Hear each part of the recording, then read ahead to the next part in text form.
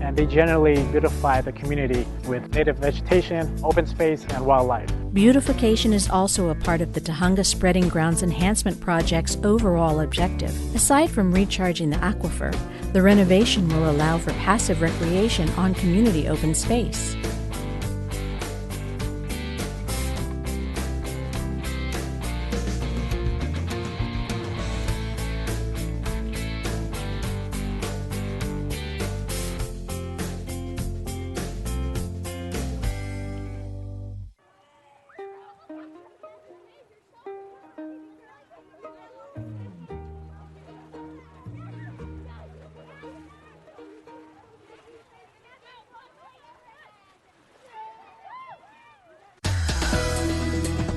In LA this week. After championing the causes of East Side families for 25 years, the group Inner City Struggle now has a permanent place to call home. I'm Gil Reyes with a story next. I'm Anna Marcos. These seniors are doing more than just enjoying dance moves. Metro is trying to get them on the move, and we'll tell you what that's all about coming up. How you can win some extra cash this summer, all by driving safely. I'm Rasha Goel, and I'll have those details up next.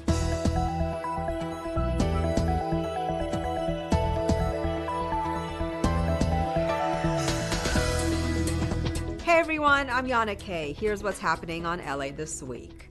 It was a packed house at LAPD headquarters as LA City Attorney Mike Feuer welcomed Congressman Adam Schiff for the first in a series of programs called Conversations with Mike.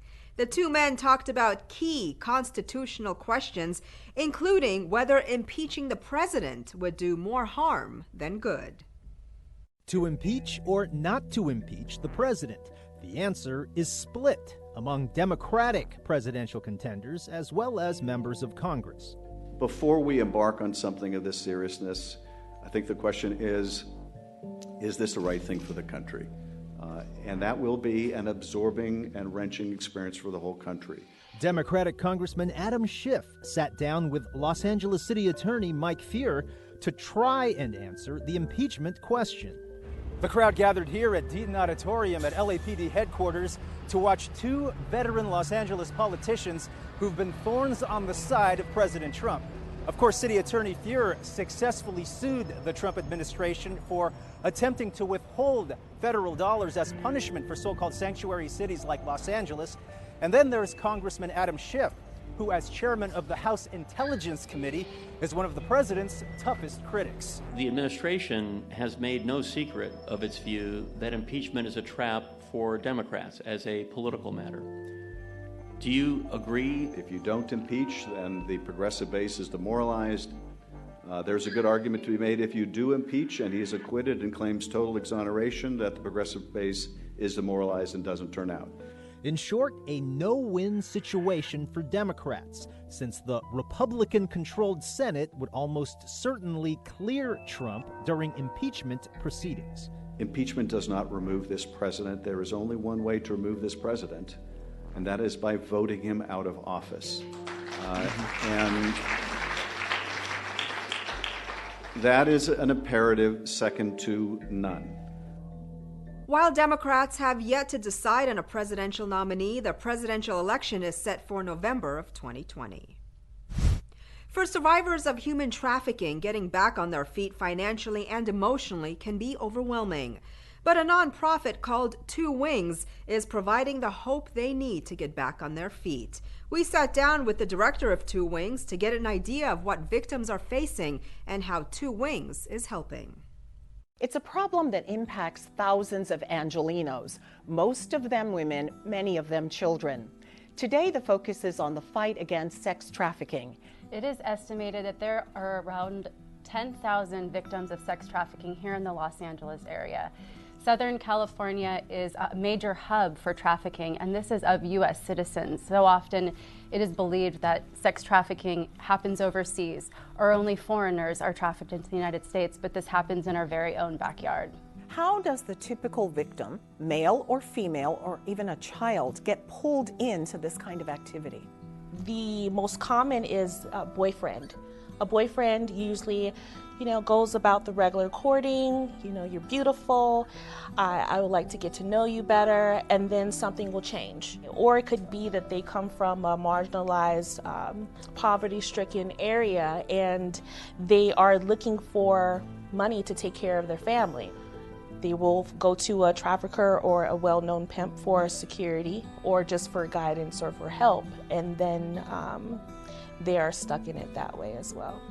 So the average age of a child coerced into modern-day slavery or sex trafficking is 13 years old. Oftentimes, these children, young boys and girls, come from family situations where either their relatives are also prostitutes or pimps, or are no longer available to them to protect them and to watch for them. They're working, whatever it may be. So the kids are left to their own devices. And a lot of these young girls are looking for a father figure. And here comes a boy that's a couple years older than them and starts to groom them. How difficult is it for victims to break away from this lifestyle? It's incredibly difficult. One of our participants in the past, when she was actually able to escape, oftentimes they go right back. And there's that vicious cycle again. It is because they have been so mentally manipulated that they feel like that is their family. They know that they're getting beaten, but then they start to feel like that's just commonplace. They know that it doesn't feel right to sell themselves, but that's just commonplace. They come from a life of trauma. So it's kind of hard to break them away from someone who they believe loves them and that are there to take care of them, because they don't really understand what that looks like. How did Two Wings get its name?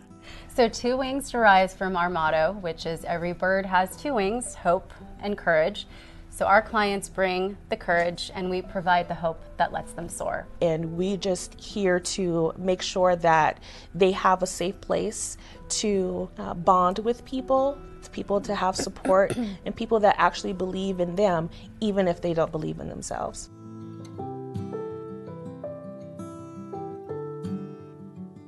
The City of LA and Microsoft teamed up recently for a high-tech camp, a workshop that gave students the opportunity to learn about different technologies and possible careers in STEM.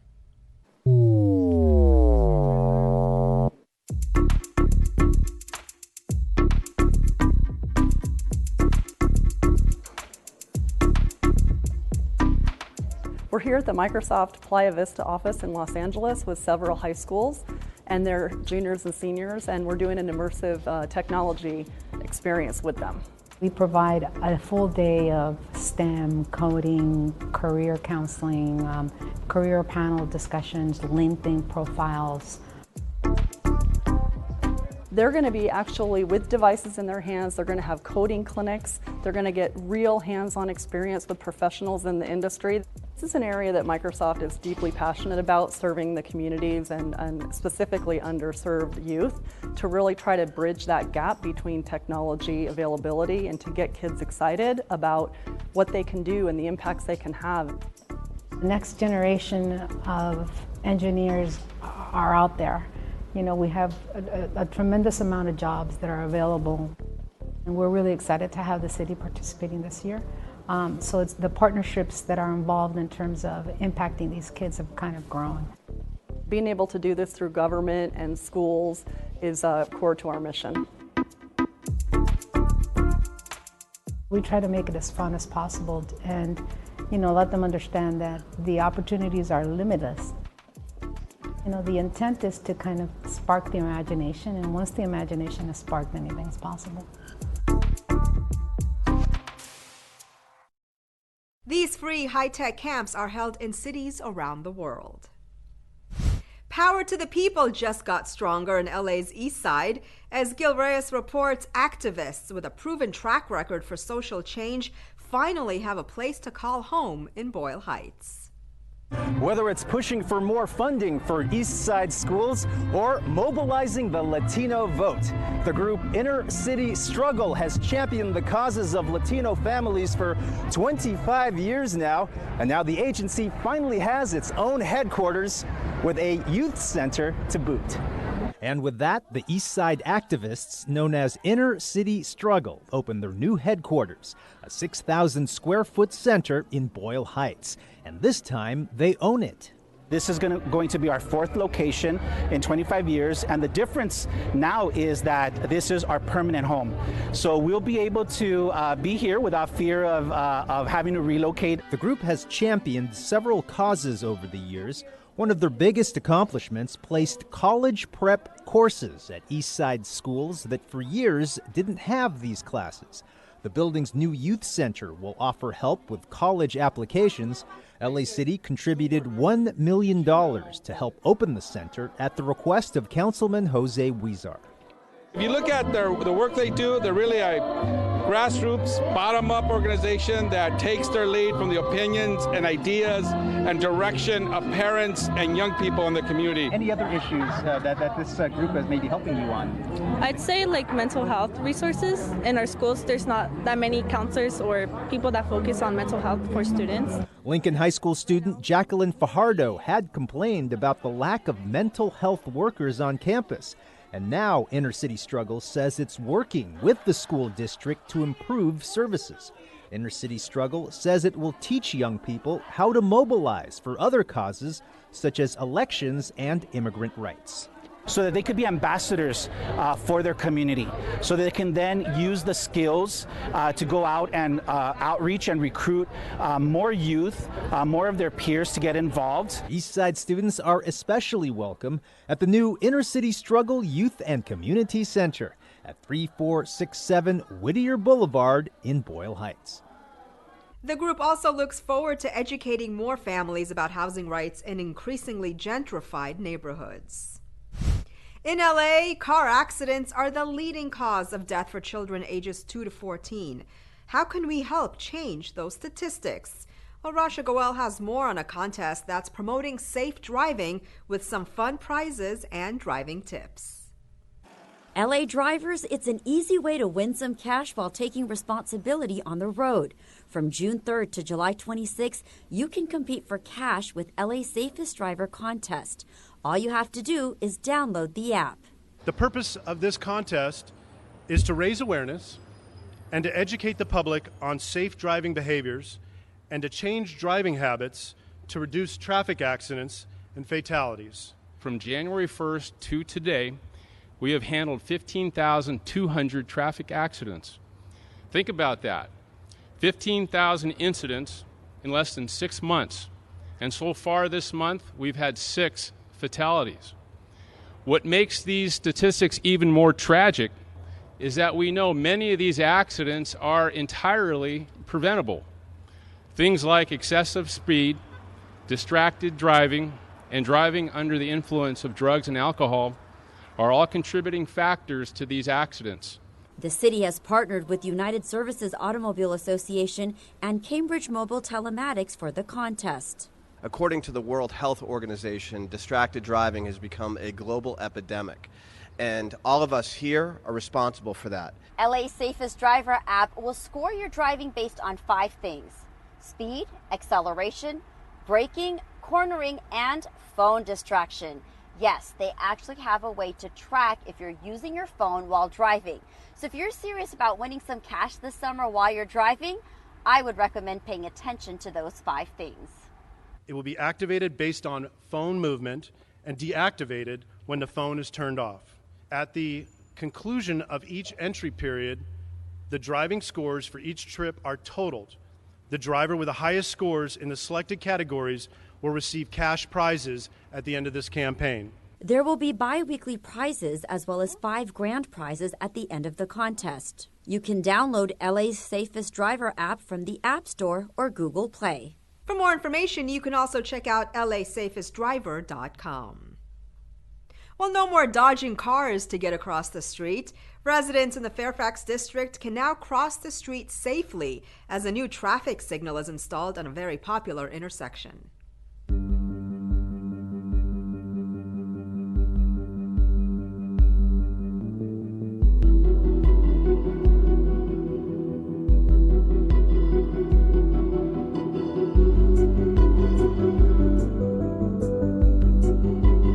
I staked it out one Saturday morning, and my heart was in my mouth every time I saw a little group of kids running across the street. And I was just waiting to see a 10-year-old get run over.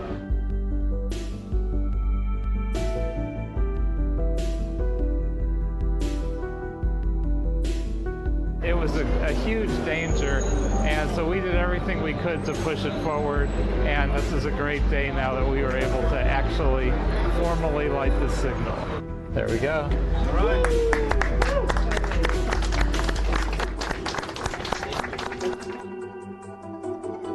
It's also important because it is also the beginning of our bicycle-friendly streets. We got a grant a number of years ago to install some neighborhood-scale bike-friendly treatments to make biking in our neighborhood safer and more pleasant. A little bike lane pocket, as well as a bike signal.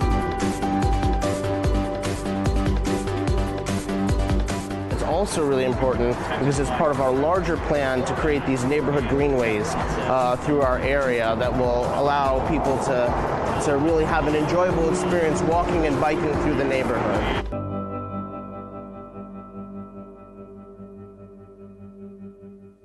Seniors get into the dance groove at this party. The hosts, Metro Art and Metro's On the Move Riders program. And while it's fun, it also helps Metro get more seniors to take trains and buses.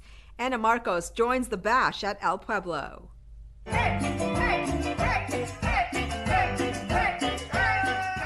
These senior citizens are getting down, and they get a little wild as they dance to the tropical beat of Susie Hansen's Latin band. A lot of people are dancing, and the more they dance, the better we play. I wanted to enjoy myself. I'm going to be 88, and I want to enjoy myself all I can. And Tina Martinez is enjoying herself with double the fun. She's part of a mother-daughter duo. I'm getting my exercise.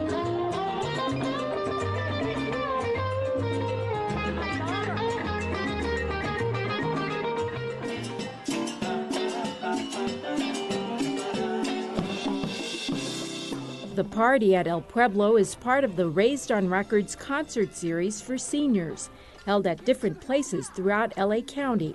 It's put on by Metro's On the Move Riders program and Metro Art. Well, I don't want to get rusty. It's good for memory. It's good for, it releases endorphins so you feel better. It's a way to just have fun with your fellow seniors.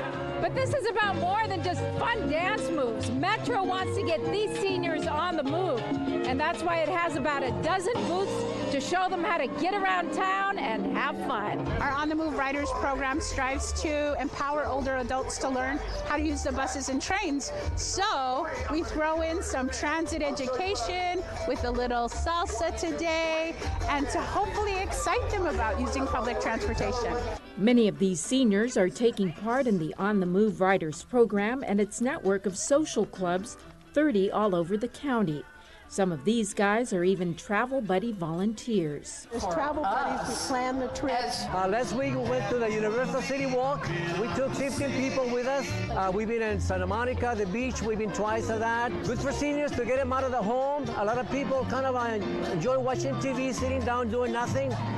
And we almost go home and knock on the door, some of my neighbors too, to get them out, and some of them are with us today. We enjoy being around people. A song that I wrote. How many people we teach them how to get around on the bus if they've never been on the bus. Absolutely. To dance, to meet new people, to be active in any way is always a good thing.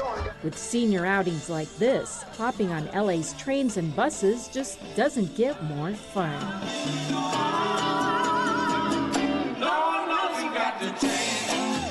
If you're a senior who'd like to know more about the On the Move Riders program, its clubs, or volunteer opportunities, visit metro.net/on the move or call 213-922-2299.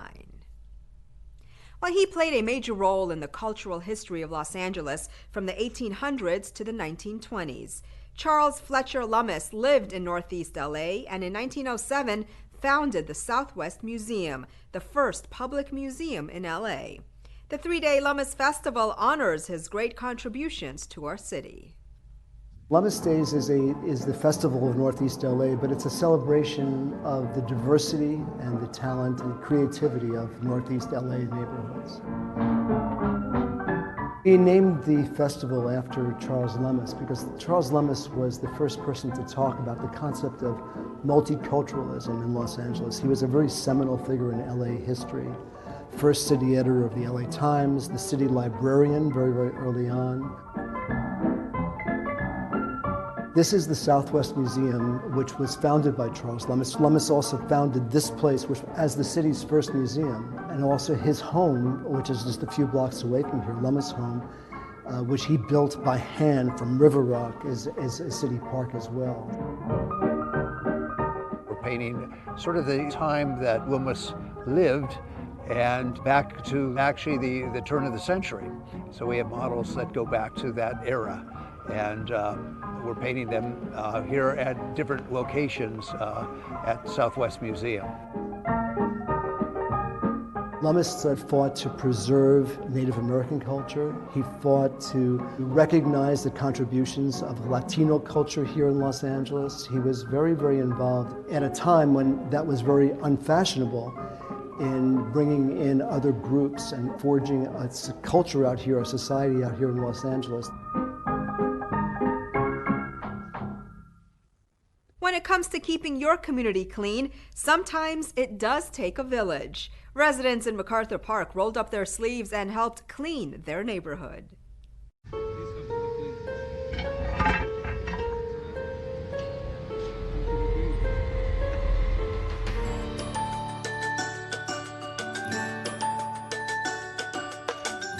When Public Works comes in with a cleanup, we come in with everything. We come in with the trucks for bulky items. We come in to paint over the graffiti. We weed abate. We give out trees. We inform the community in different resources. We build groups, and we build a community within a community on cleaning up, and those that are interested in cleaning up. I just moved to the neighborhood, and I hate walking to my car because there's so much trash on the street, and I wanted to be a part of beautifying. Look at all these volunteers and this trash. None of these people even live in this neighborhood. They're coming from other neighborhoods to help us in our neighborhood, and I hope that my neighbors and the residents of this area take a look and sustain it. I like picking it up because I don't like people littering. That's making the park dirty. I feel like I'm a superhero and the park is in trouble and I'm saving it.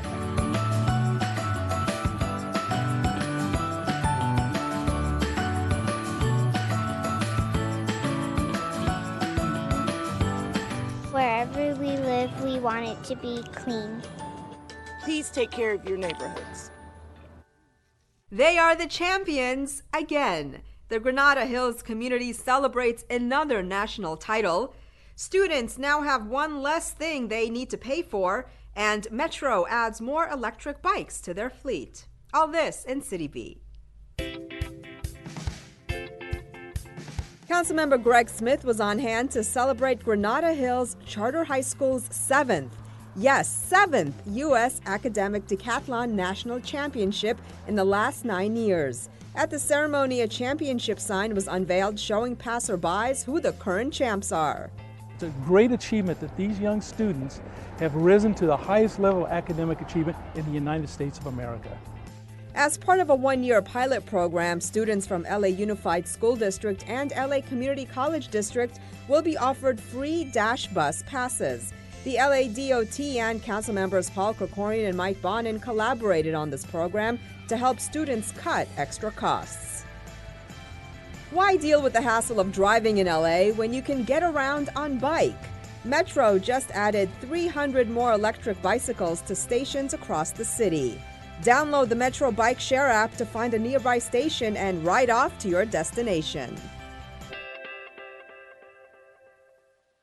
As we age, we can all use a little help staying fit and healthy. That's why the Department of Rec and Parks put on a health fair offering a variety of services to help our seniors live longer, healthier lives.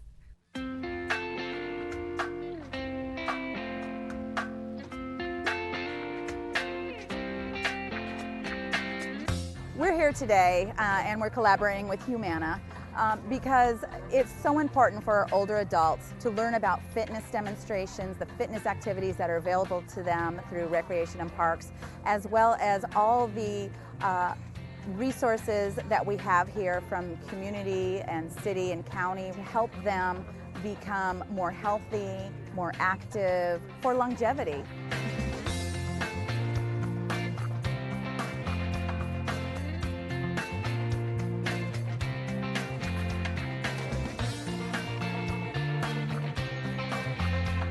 Humana has a partnership with the LA Parks and Recs to help their seniors provide free educational information about health and wellness. Many people don't know all the benefits available to them, so we're providing this free service to them to educate them on the opportunity that they can expand their Medicare coverage with Humana. I think health fairs are so crucial to engaging with the community. It's really a way to promote health and wellness, a way to drive people to be more aware of what's going on with their body and health as it pertains to the community in general. We have clinicians here that can talk to them about their health and make recommendations for them so they can seek their and ask questions to their own healthcare provider. I think it's an advantage for people to come out and take a part in what's around them, in their surrounding area. Anytime you want to increase your knowledge about health and wellness, take advantage of it. Celebrate Pride Month with the first ever Pride at the Port event. Take part in an Ancestor Festival of the Mask. And if you love bread like I do, don't want to miss the Bread Festival at Grand Market. All this in Things to Do. Come join Councilman Joe Buscaino and the Bridge Cities Alliance for the first annual Pride on the Port of Los Angeles. Hosted on the LA waterfront at the Battleship, Iowa, this one-day festival welcomes everyone to join in on the celebration with cocktails, food trucks, dancing, and more. Pride on the Port LA has its maiden launch on Saturday, June 15th, beginning at 11 a.m. The event is happening at the Pacific Battleship Center, located at 250 South Harbor Boulevard, berth 57. For tickets, visit ctickets.us. The Day of the Ancestors Festival of the Masks returns for its 8th year. This event brings communities together to honor the ancestors and celebrate culture from the vast African diaspora. Enjoy a mask-making workshop and musical performances at the Day of the Ancestors Festival of the Masks, happening Saturdays in June starting at 1 p.m. Festivities take place in Leimert Park Village Plaza at 4343 Leimert Boulevard. For details, check out their listing on Eventbrite.com. The Los Angeles Bread Festival is back. Get ready to carbo load as Grand Central Market hosts the 5th year of this popular bread festival. This free one-day event is a celebration of SoCal's artisanal bread renaissance. This pop-up marketplace will be showcasing local bread bakers, as well as bread-centric workshops and demonstrations. The LA Bread Festival takes place at the Grand Central Market Saturday, June 15th from 10 a.m. to 5 p.m. at 317 South Broadway. For more info, visit grandcentralmarket.com/events. And that's a look at some things to do.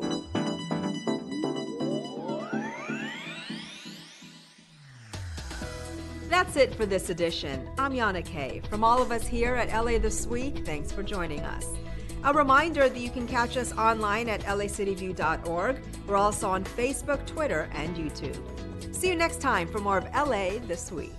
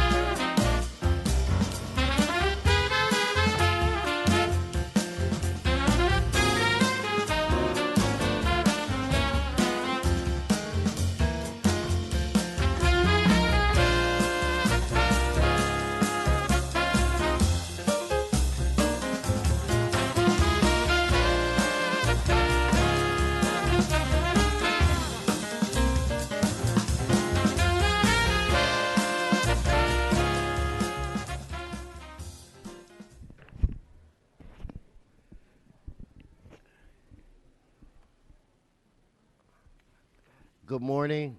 Good morning. I want to welcome everybody to City Hall, to this Los Angeles City Council. Today is Friday, June 14th. This council meets every Tuesday, Wednesday, and Friday at 10 a.m. The public is welcome. Madam Clerk, we do have a quorum. Would you call the roll? Blumenfield, Bonin, Buscaino, Cedillo, Harris Dawson, Weezer, Koretz, Krikorian, Martinez, O'Farrell, Price, Rodriguez, Rue, Smith, Wesson. 12 members present and a quorum, Mr. President. Thank you very much. First order of business. Approval of the minutes. Price moves, Martinez seconds. Next.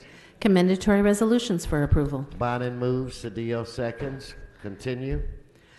Mr. President, there is a request from a member to reconsider item 2, which was Council File 12-1543 from Wednesday's agenda relative to the establishment of the Studio City bid.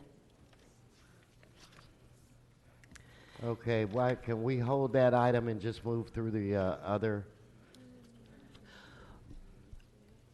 And just move through the other agenda items, so let's just hold that for now. Would council like to vote on reconsideration? No. Okay, well then we'll just vote. You want to take care of this right at this moment? I was saying we can't hold that and we'll go through the rest of the agenda first. No, I mean, if we can't, then we'll just vote on reconsideration now. So let's open the roll, close the roll, tabulate the vote. 12 ayes. Okay, now this matter is before us. Again, open the roll, close the roll, tabulate the vote. 12 ayes. Okay, so we'll move this forthwith. Now continue through the remainder of the agenda. Thank you. And for items 1 and 2, those are items noticed for public hearing. Do you have cards? Yes, there are cards on both items. Then let's hold those items and continue. Items 3 through 13 are items for which public hearings have been held. A Budget and Finance Committee report for item 13 has been posted and circulated for council's consideration. And there is a request from a member to hold item 11 and 13. Let's hold those two items and vote on the remainder. Let's open the roll, close the roll, tabulate the vote. 12 ayes. Okay, that brings us where? And Mr. President, there is a request to send items 4, 5, and 7 forthwith. Okay, so ordered. That brings us where?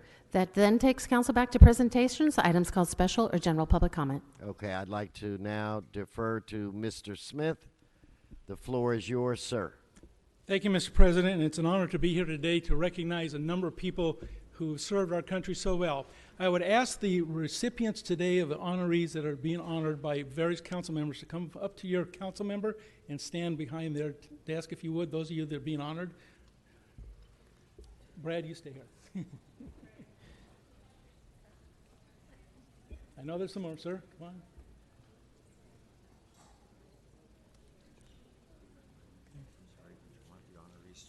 Yes, the honorees.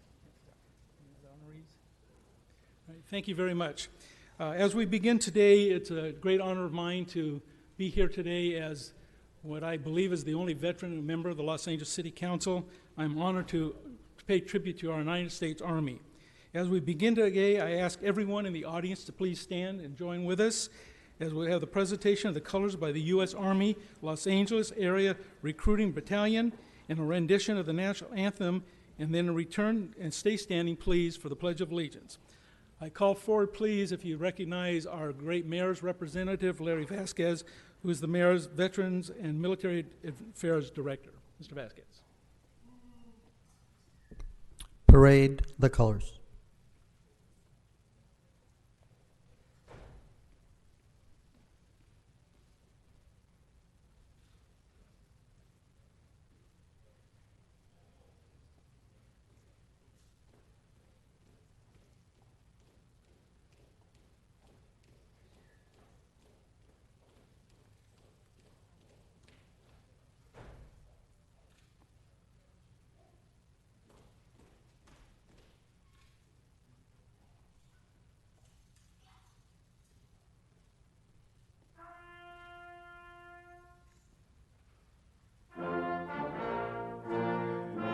See by the dawn's early light what so proudly we held at the twilight's last gleaming whose broad stripes and bright stars through the perilous fight.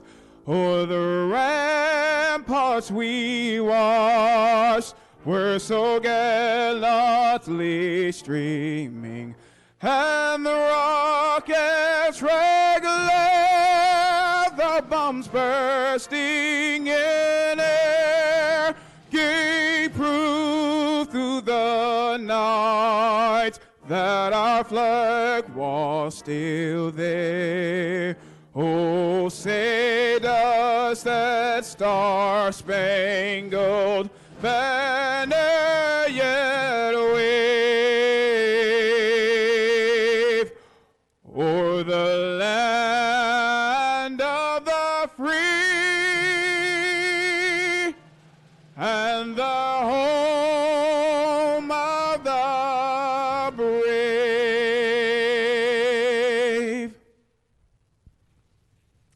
Thank you. That was Sergeant Tucker. Also bring forward Mr. Brad Klimovich, who is with the Veteran of Foreign Wars, Granada Hills 2323.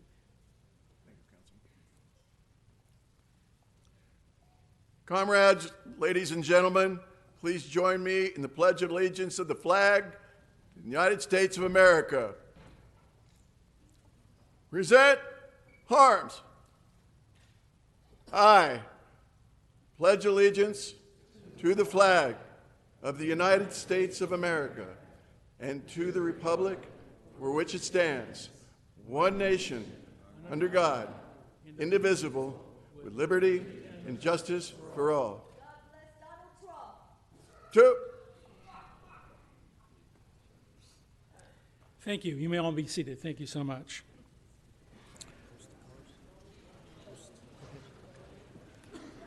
Post the colors.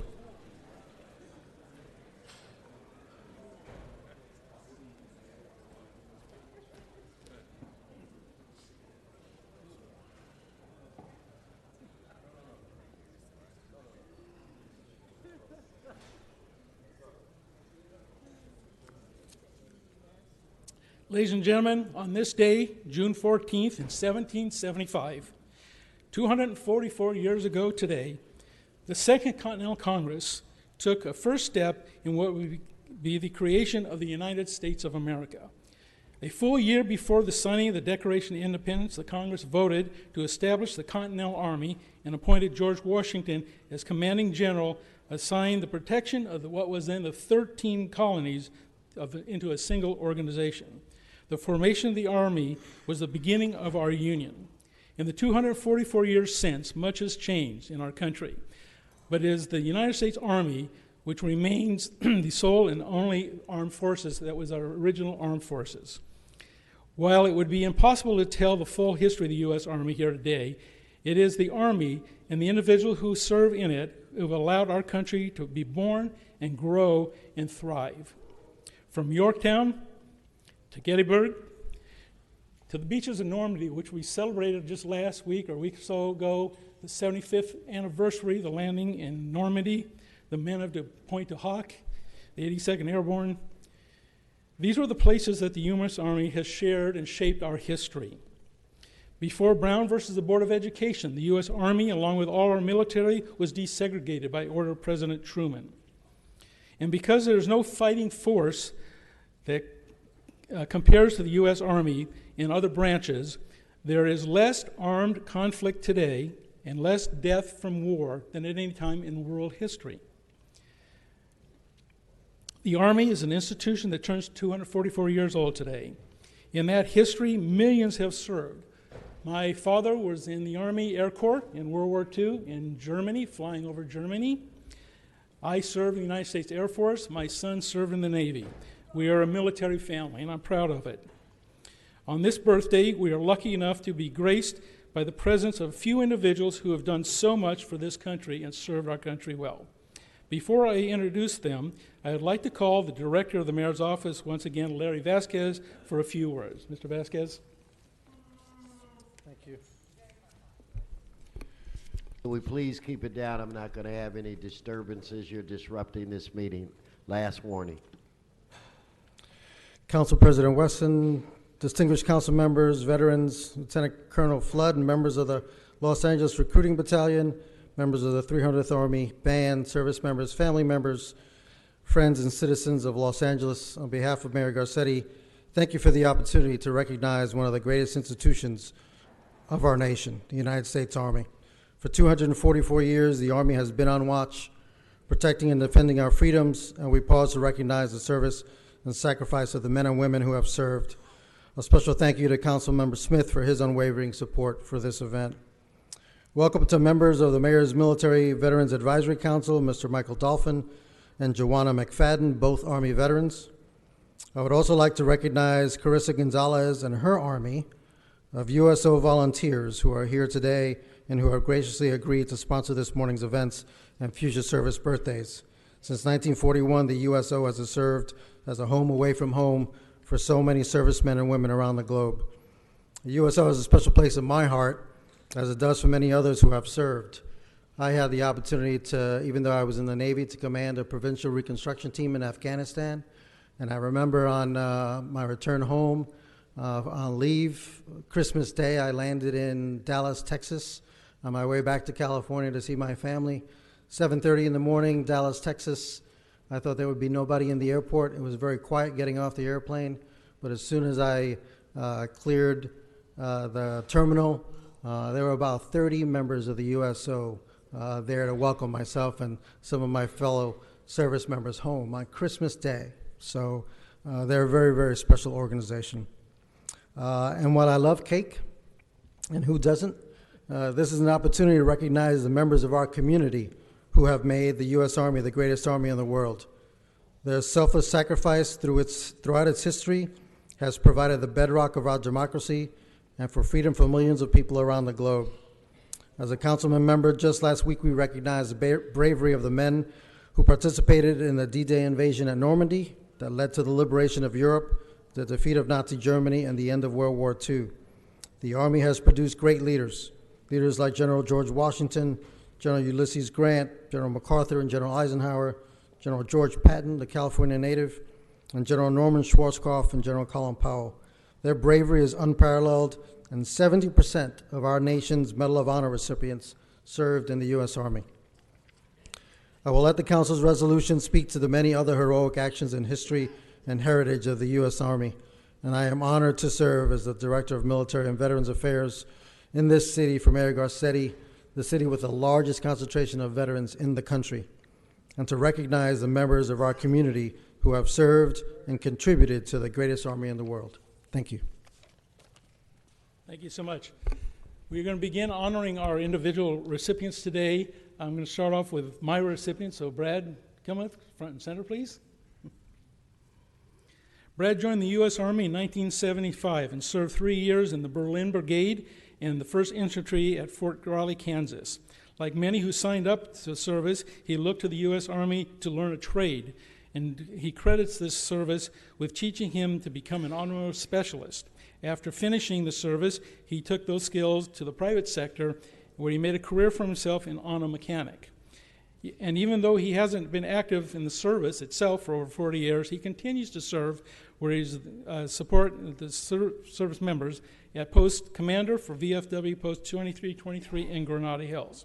For your service and your continued advocacy for the veterans, particularly in Council District 12, it is my pleasure to honor you today and thank you for your service to the United States of America. Congratulations.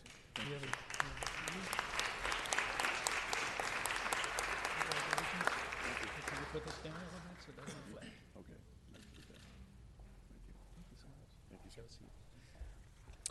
Thank you. I'm going to go ahead and start with Ms. Martinez. Thank you very much, Mr. Smith, and thank you for your leadership in organizing this presentation this morning. It gives me great pleasure to recognize my U.S. Army veteran, Honoree Maria Hernandez. Maria was born in Los Angeles, to her Central American parents. Maria's parents traveled to the United States as refugees from the civil wars in El Salvador. Her parents settled, became citizens, and illustrated through their actions the importance of working hard and thriving in this country. During her junior year in high school, Maria became increasingly interested in joining the military. She would constantly talk to her parents about her interests, so much so that Maria encouraged her mother to tour a military base with her. It was there that Maria expressed her sincere intentions to join the ranks of the honorable military members who guarded and protect our country.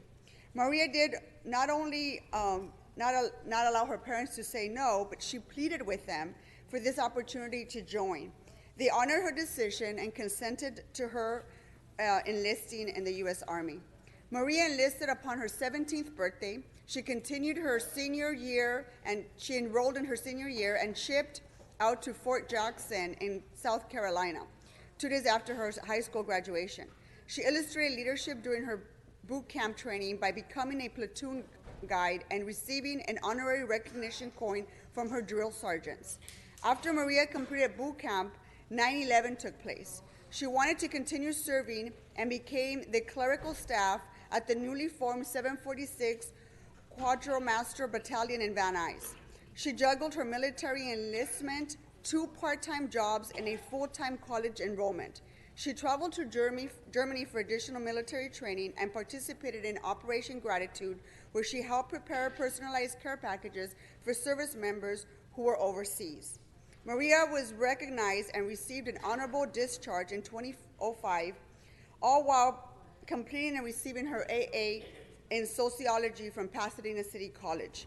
Maria was not only the first generation U.S.-born citizen in this country, she also became the first in her family to become a U.S. Army veteran and the first in her family to graduate from a 4-year university. She is a proud Cal State LA alumni. Maria then spent most of her career working on Amanecer Community Counseling Services, which is a nonprofit mental health provider that services downtown and the Los Angeles area and its surrounding communities. In 2010, Maria and her husband became first-time homeowners in Arleta.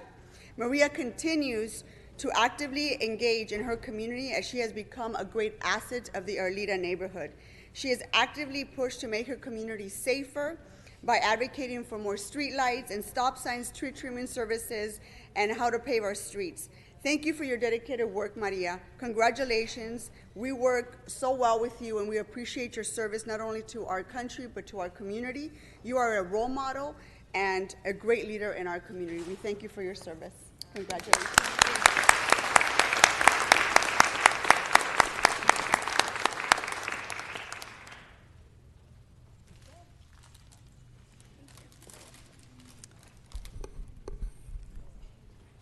Mr. Blumenfeld.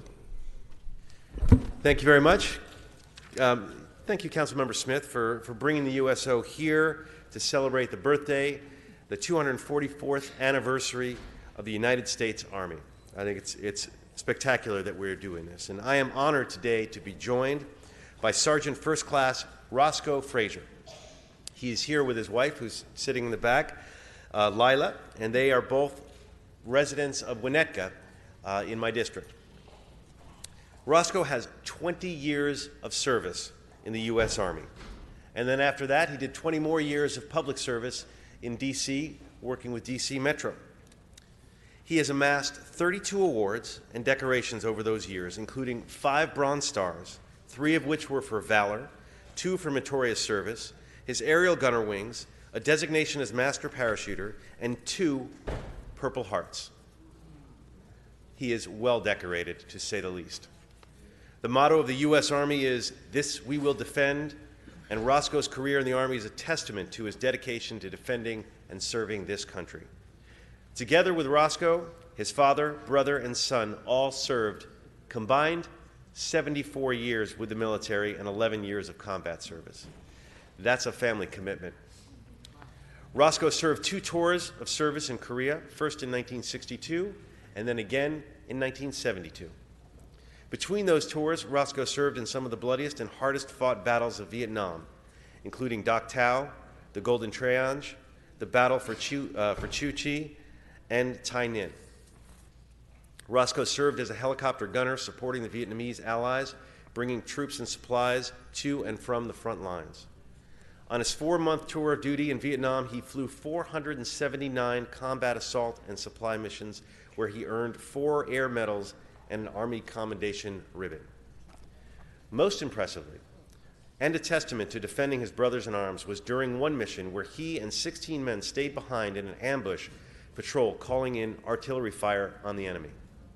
At one time, the enemy surrounded Roscoe and these 16 men under intense fire.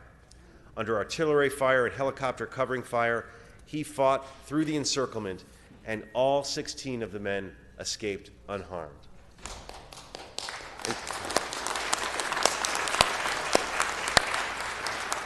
For that action as squad leader, he earned the Bronze Star of Valor. This is only one of the many riveting stories and awe-inspiring stories from Roscoe's honorable and distinguished service. When you talk to him and you hear he's got amazing stories. So thanks and appreciation are never enough for those who serve to defend American ideals, freedom, and democracy. I am proud that you're here today, and I'm proud for all that you have done for us here. And if you want to see highlights of Roscoe's service, he brought along several display boards that will be in the rotunda. And so with that, I ask you to give him a big round of applause. Thank you, Roscoe, for your service.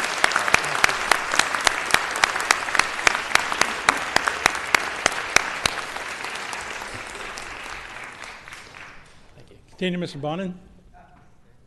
I'm going to steal Mr. Bruscaino's mic. There we go. Come on, a little bit. You can stand in between us.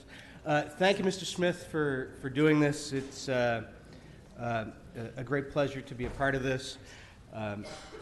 You served for a number of years with another veteran, and if Bill were here doing this, he'd reach into his desk and pull out his American Legion cap and try to outshine you. He did. He did, yes. So thank you for this. I'm here today actually with a dear friend of mine and actually a dear friend of Bill Rosenthal's, Bill Kuntz from Mar Vista. He's an Army cavalry veteran and is someone who has played an incredible leadership role in my district. I don't know if he learned his leadership skills in the Army or if he brought them to the Army, but he's now bringing them to Mar Vista and to the 11th District as well. He served in the Army from 1990 to 1994 as a cryptologic linguist, and he spent the first half of his time in various schools, including the Presidio of Monterey, learning to become a Russian linguist. His journey to becoming a linguist was not quite a direct one. After he enlisted in the Army, he really wanted to be an Apache helicopter pilot. And he was really, really looking forward to this. It was a dream. And then somewhere along the line, someone told him that he was too tall to fit in the cockpit. And so as a result, he looked for another path to service. And he decided that linguistics was going to be it. He's originally from, is it pronounced Poulsbo? Paulsbo. Paulsbo, Washington, a small town of just 1,000 people outside of Seattle. And he enlisted in the Army after he broke his shoulder while playing football. He was stationed at Fort Bliss in El Paso, Texas, in the 66th Military Intelligence Company, which was attached to the 3rd Battalion and the 3rd Armored Cavalry Regiment. He practiced electronic warfare, signals intelligence, and performed a variety of missions involving the collection, analysis, and dissemination of information. He earned the Army Commendation Medal, an Army Achievement Medal, and a Meritorious Service Ribbon, and also competed in the International Language Olympics. After his 4-year term, he moved to the West Side, where he has continued to support his fellow veterans and his community. Bill sits on the board of trustees for the nonprofit Adopt History, and that organization honors veterans through storytelling and helps them get the support and the assistance they need to maintain their lives. He also owns a retail construction company where he makes it a personal mission to hire as many veterans as possible. In addition to all of that, he is one of those people that we all have in our district who is a really special public servant who finds innumerable ways to contribute. He served for 8 years on the Mar Vista Community Council and brought a steady and humble leadership to that at a period of incredible stability and calm that we miss back on the Community Council. He is now president of the Hilltop Neighbors Association. He is co-chair of the Pacific Area Police Advisory Board. He is a Cub Scout den leader. He's a baseball coach at Mar Vista Park, and basically just making me look like a slouch dad by comparison to all the stuff he's doing. And he has brought his Cub Scout with him today. Would you like to say anything about your dad? Would you want to introduce your son? Yes, this is Oliver. This is Oliver Kuntz, and this is Civics 101. And we have a certificate.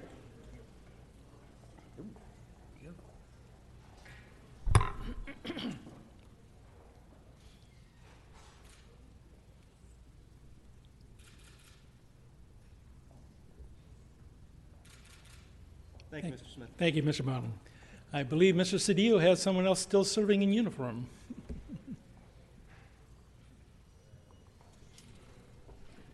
Mr. Smith, let me thank you for doing this event today. You know, in the Latino community, public service and service to our nation is a really important value. When you grow up in Boyle Heights, it's one of the choices of life that you're expected to make. And in my household, in my family, it's also been an important value. People are surprised sometimes that I come from a household with such rich history in serving our nation. And I want to, before I start with our nominee, I want to acknowledge a few members of my family: Danny and Robert Mossberg, Guadalupe Delgado, Danny Reese and his son Danny Reese, Dan Garcia, Silver Star Medal in Vietnam, and of course, my hero, my father, Gilbert Sainz Cedillo, 82nd Airborne. And it's just part of a rich tradition, and so I thank you because these men committed themselves to put their lives on the line to save and to preserve our nation and our democracy, and we should never undervalue that, particularly at this critical time in the history of our nation. Our hero, our nominee today, is someone who doesn't need an introduction, but as you know, he deserves an introduction. Bobby Arcos joined the Army in 1979, and much like as I talked about, it's such a core value that when you grow up in the communities of Los Angeles, it's something that's expected of you. It's something that's one of your choices. And so he served us honorably from 1980 to 84. It's no surprise that he was a squad leader. It's no surprise that he advanced in his training as a combat medic, that he was there to serve us. He developed his leadership skills. He's 101st Airborne at Fort Campbell in Kentucky and left in 84. As we all know, he took those experiences, he took those skills, he took that team building, that goal setting, those values, that vision, and brought it to the Los Angeles Police Department. And he has risen through the ranks for 31 years, continuing to be a person who puts his life on the line every single day that he leaves his home and goes out to serve the city. And so for us, there was no question who would be our choice to honor. He deserves it every single day. He's risen to the highest ranks of leadership in our great Los Angeles Police Department. And in doing so, he hasn't just risen, but he's helped be the tide that's lifted the department. If you think of when he started at the end of the 80s and the challenges that we've gone through as a police department to where we are now with a commitment to really serve the community, to change the models, to improve and enhance the manner in which we do community policing. He's been part of that dynamic, part of that change, part of that progress. So it's with great pleasure and great pride that we introduce Bobby Arcos.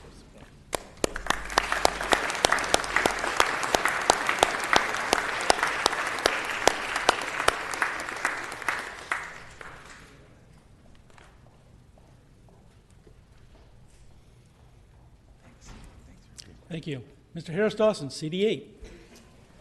Thank you so much, Mr. Smith, and we appreciate you for helping organize this event to recognize the people in our community who put their bodies on the line for our behalf. All of us only have one body, and so when someone puts that up, it's always worthy of a recognition, and I want to congratulate everyone's honorees today. My honoree is the one and only Mr. James Harris of South Los Angeles, born and raised in our community, in our neighborhoods, lost his father at a very early age and struggled with anger and rebellious activity. And right outside the door were the street gangs. And so dabbled a little bit of that, and some folks in the community were able to get around him and get him into the United States Army, where he served for 4 years as a paratrooper and served with distinction in the early and mid-1980s as a part of the 82nd Airborne Division. After completing his military service and coming back home, those same street gangs and same influences were waiting for him when he touched back down in our communities. And unfortunately, is a part of his story that he does not have any shame about. He got involved again and ended up doing some time in state of California prisons. During his time in prison, he turned his life around, leaning a lot on the values that he got as a member of the Army. And when he came out of prison, he got involved in anti-violence campaigns and joined what the city of LA helped set up, the Gang Intervention Training Program at Cal State Los Angeles, where you go and you receive official certification. Since that time, he got out. He finished that program and became one of the leading gang interventionists in the city of Los Angeles, helping negotiate peace on our streets and being part of the team of people that has taken South Los Angeles and Los Angeles more broadly to some of the lowest levels of homicides and shootings that we've seen in any of our lifetimes. James went on to serve in many other community capacity, including being a neighborhood council leader and just a general, I'll add, rabble-rouser in the community, making sure all of our officials are doing what we need to do to keep the community safe, but also to recognize the veterans that were coming home. So he started the South LA Veterans Collaborative that really organized around people coming home from the wars in the Middle East and in the desert. We had hundreds and thousands of folks coming home with really nowhere to go, and James led the effort to make sure folks were connected, they could get their services, they could be a part of the network, and to demand that we recognize them in the community. And so I ask all of you to join me in celebrating 8th District resident and Army veteran James Harris.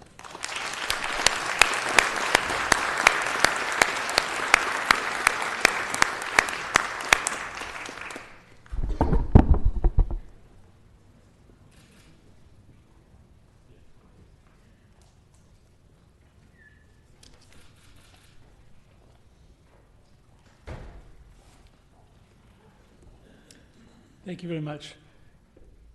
Councilman Koretz, CD5 also has another person still in uniform. Yes. Thank you, Mr. Smith, and thank you for bringing this whole presentation, recognizing our veterans here today. It's my honor and privilege to recognize Lieutenant Colonel Steve Embrick, who retired from the U.S. Army Reserve on March 1st of this year, after 29 years and 11 months of continuous service.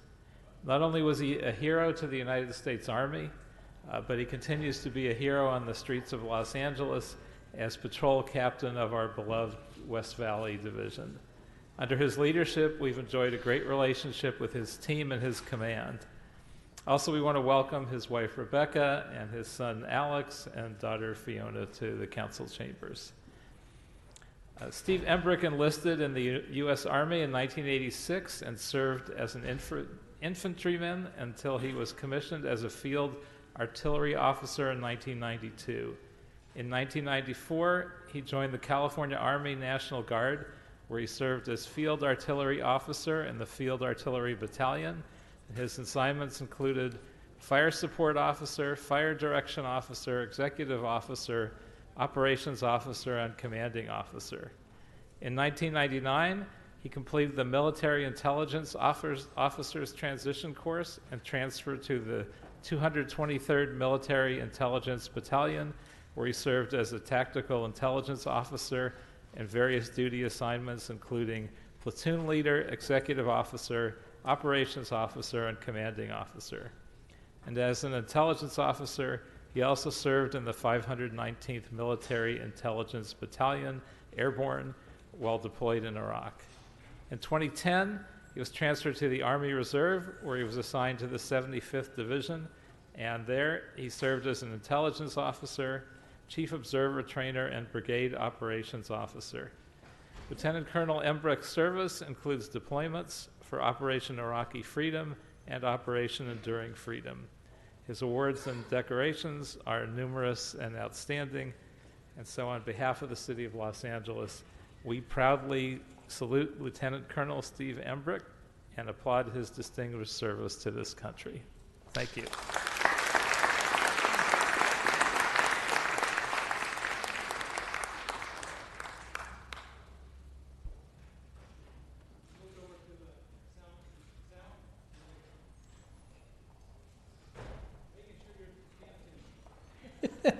There we go. Thank you.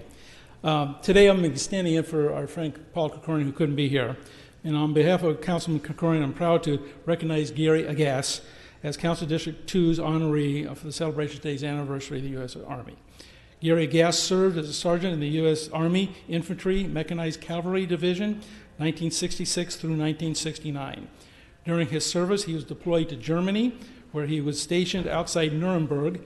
His cavalry troop was responsible for security of the Czechoslovakian border and long-range reconnaissance. While his tour ended in 1969, Gary's service did not. For nearly 20 years, he has remained committed supporter of the following veterans as a veteran peer support facilitator to the Vet2Vet International Organization. Through his work, he has helped his peers overcome mental illness problems. Gary went on to co-found the Vet2Vet branch in the Sepulveda VA campus in North Hills, California. When Gary wasn't busy volunteering to help veterans, he spent his time serving the East Valley community as a Sun Valley Neighborhood Council member. For nearly a decade, Gary has helped improve the quality of life in our neighborhoods before retiring from the Neighborhood Council board last year to continue his work at the VA. Thank you, Gary, for your profound service to our community, our country, and our unwavering dedication to our city and my district too. Thank you so much for all you've done. On behalf of Councilman Krikorian, I'm proud to present this certificate to you, and thank you for your service. Thank you.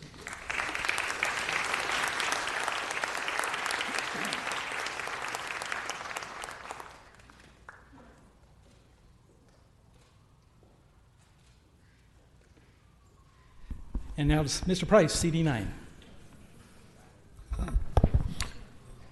Thank you, Mr. Smith, for this important recognition program, and congratulations to all the honorees.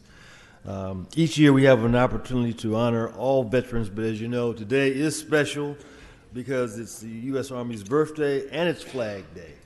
And the Army, of course, is the oldest branch of the United States Armed Services, and some would argue that, in fact, it is the greatest. But my honoree is from the 9th District, is E4 Specialist James Kemp, who served in the United States Army from 1997 to 1985 as a dental assistant. Where are you, James? All right.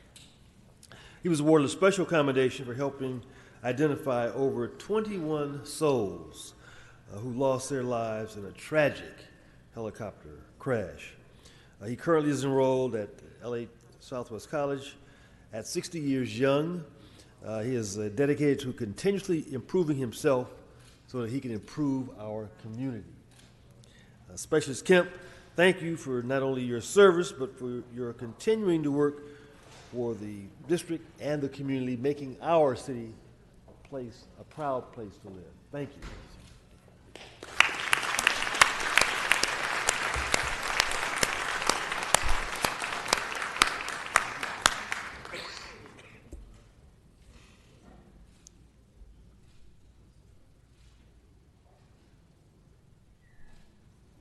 And Ms. Rodriguez, CD7. Thank you, Mr. Smith, and I rise to celebrate and thank all of the servicemen and women who have heeded that call and just gave so much of yourself. I know the families that have made that sacrifice as well. As a daughter of a veteran, I know all too well the stories of the suffering that the families go through as well in that time of separation. And so I just want to stand up and thank you all so much for your incredible service. To those of you that, if any of you have served as part of the Vietnam conflict, I want to be the first to welcome you home. And thank you for your service. I'm proud to be joined today in honoring the service of my very good friend, Roger Rock Earl Swart, more commonly just known as Rock. He served in the U.S. Army and the California National Guard. And today we are fortunate to be joined by his grandsons, Jacob and Ryan, and his son, Russell. Thank you for joining us here today. Rock served in the U.S. Army from 1961 to 1968. He completed his infantry and advanced infantry training at Fort Ord, California. He then returned to serve as a Sergeant First Class E7 HHC in the 1st Battalion, 160th Infantry in Glendale. He served for 7 years and 4 months before being honorably discharged on December 28, 1968. In 1965, his Glendale unit was activated during the Los Angeles Watts riots. He spent, his unit spent 7 days and 6 nights in Watts. His assignment was to protect our LA City firefighters from harm's way, and he was happy to report that no firefighters or guardsmen were injured during his deployment. I'm very grateful for Rock's service. In addition to not just being a very active member of our community, he also volunteers in my office once a week to support our work, the critical work that we do in the city of Los Angeles every day. He serves in the Sunland Tujunga office. We are better for knowing him, and we are better for his service. Thank you, Rock.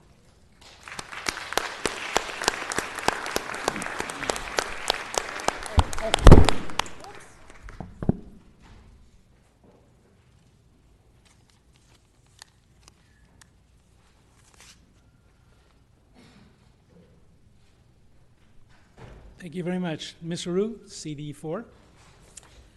Thank you, Councilman Smith, for organizing this very important presentation and for recognizing our U.S. Army service members who deliver the highest form of public service. My honoree for Council District 4 is Army Personnel Specialist Diana Leanne Wilson. Diana joined the U.S. Army when she was 20 years old. Born and raised in St. Louis, Missouri, she followed in her father and her grandfather's footsteps by enlisting and serving at Fort Richardson in Arkansas. After her service in the Army, Diana moved back to her hometown of St. Louis, where she discovered a love of acting. She soon moved to Los Angeles, where she worked in network television for the past 15 years. It was through working in TV and film that Diana found her true calling, serving the veterans community. It was through the entertainment industry that Diana met many other veterans and became involved in a veterans group. She joined the Writers Guild Foundation Veterans Project and the USVAA, where she was the first female veteran to stage manage Tracers, a play that is written, directed, and acted entirely by veterans. She soon joined the Veterans in Media and Entertainment, which works to connect veterans to the entertainment industry, gaining them a foothold in solid employment and upward mobility. It was through the Veterans in Media and Entertainment that she became involved in the American Legion Post 43 in Council District 4, also known as the Hollywood Post 43. The Hollywood Post 43 is one of the greatest American Legions posts anywhere, and certainly a place I'm proud to support in Council District 4. Diana was recently named adjutant at the post, one of her proudest moments, as she joined a legacy set by her grandfather, who was the commander of his American Legion post. Diana proudly serves under the newly elected post commander, Jennifer Campbell, who is the second only ever female commander in the post 100 year history. I am so proud to recognize Council District 4 Army Veteran of the Year, Diana Leanne Wilson. Thank you.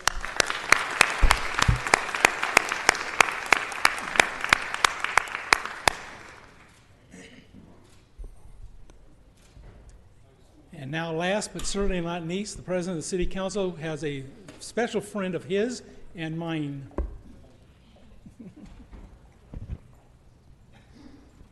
Thank you, Mr. Smith, for this day. And I can't say enough about all of the veterans who ensured that all of us were safe. I'm proud to be a son of a veteran myself. My uncles were veterans, and I think they were veterans in hopes that I would never have to be. So I am appreciative. But the reason why I am standing before you on this day, standing in this spot, is because of the man that's to my right. And please give a round of applause to former Councilman, former State Senator Nate Holden. Give him a round of applause.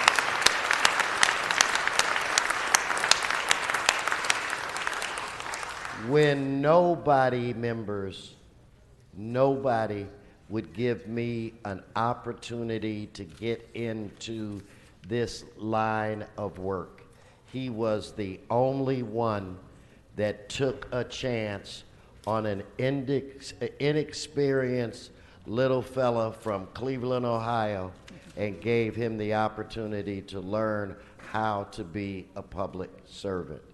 He was born in Macon, Georgia, and at the age of 10 moved to Elizabeth, New Jersey, which was a very tough part of town. And what a lot of people don't know about my boss and my mentor and the man that raised me in this business is that he dropped out of high school at the age of 16 and joined the Army. Where underage, lied about his age, joined the Army, served in Germany and Italy, and he became a military police officer there. He then returned, went to night school, got a degree, became an engineer working for Hughes Aircraft, and my boss, friend, mentor, Nate Holden, was one of the engineers that helped put Surveyor on the moon.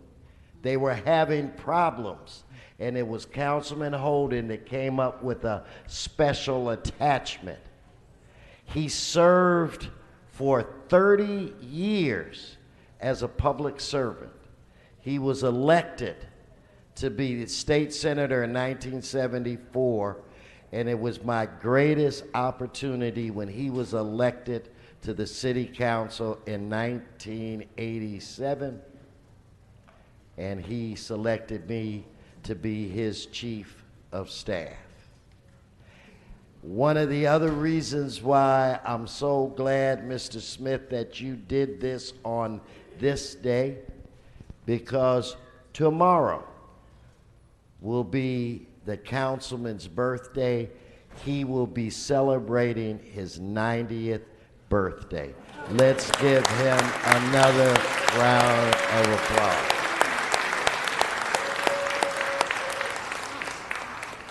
So it is my honor, and I never thought I would have an opportunity like this to honor the person that is really responsible for me even being here. My inspiration, a man that would call me first thing every morning and a last thing every night and make me review everything that we had done that day. Call me first thing in the morning to make sure I read the newspaper the right way and interpreted it. Would call to make sure that I was at events, would call and tell me to meet him at an event. I would get there and he'd say, "Oh no, I'm not coming, you handle it." A man who trained me, a man that I love, and a man I have the highest respect for, and that's my boss and friend and mentor, Councilman Nate Holden.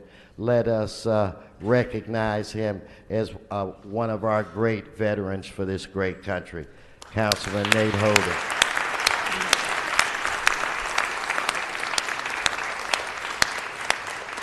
And as a point of personal privilege, and since he said, I believe when he first got here in your chair, Mr. Weezer, Councilman, a moment. Don't break my mic. This may take Thank you, Mr. President. Once again, it's glad for me to be here in the council to celebrate these veterans who gave all God gave them to serve America, to keep us all free. I got to tell you, I first enlisted in the military in 1943. And when they discovered that I was only 14 years old, they decided to take me. But Uncle Sam said, "We want you." So at 16, I found a way to get in. But very briefly, to say that as a military police officer, serving in Germany, Italy, I went to the place I hoped to be, that never existed, Dachau in Germany, the concentration camp. Imagine a 16, 17-year-old kid going in there and seeing all those things that were evil to mankind that existed in our society here on the planet Earth. And then I had to get a prisoner, bring him back to Italy. We had the Nuremberg trials. My guys was there as well. And then we tried them. You know, we did what the other guy did. We didn't always hang them, we shot them. In my outfit, we had a firing squad. Now, we just have to do things. You know, the enemy is the enemy. We believe in freedom and justice for all. We pledge to take the oath, protect the interests of the United States of America against all enemies, all foreign and domestic. We believed in that. We were gung-ho. Okay, thank you. All right, give it up for Councilman Nate Holder. And again, Councilman, happy birthday tomorrow. I'll see you tomorrow night. Mr. President, to conclude this day's event and as recognition of our United States Army, I'm proud to bring to the podium for a few remarks Lieutenant Colonel Patrick Flood. I'm sorry.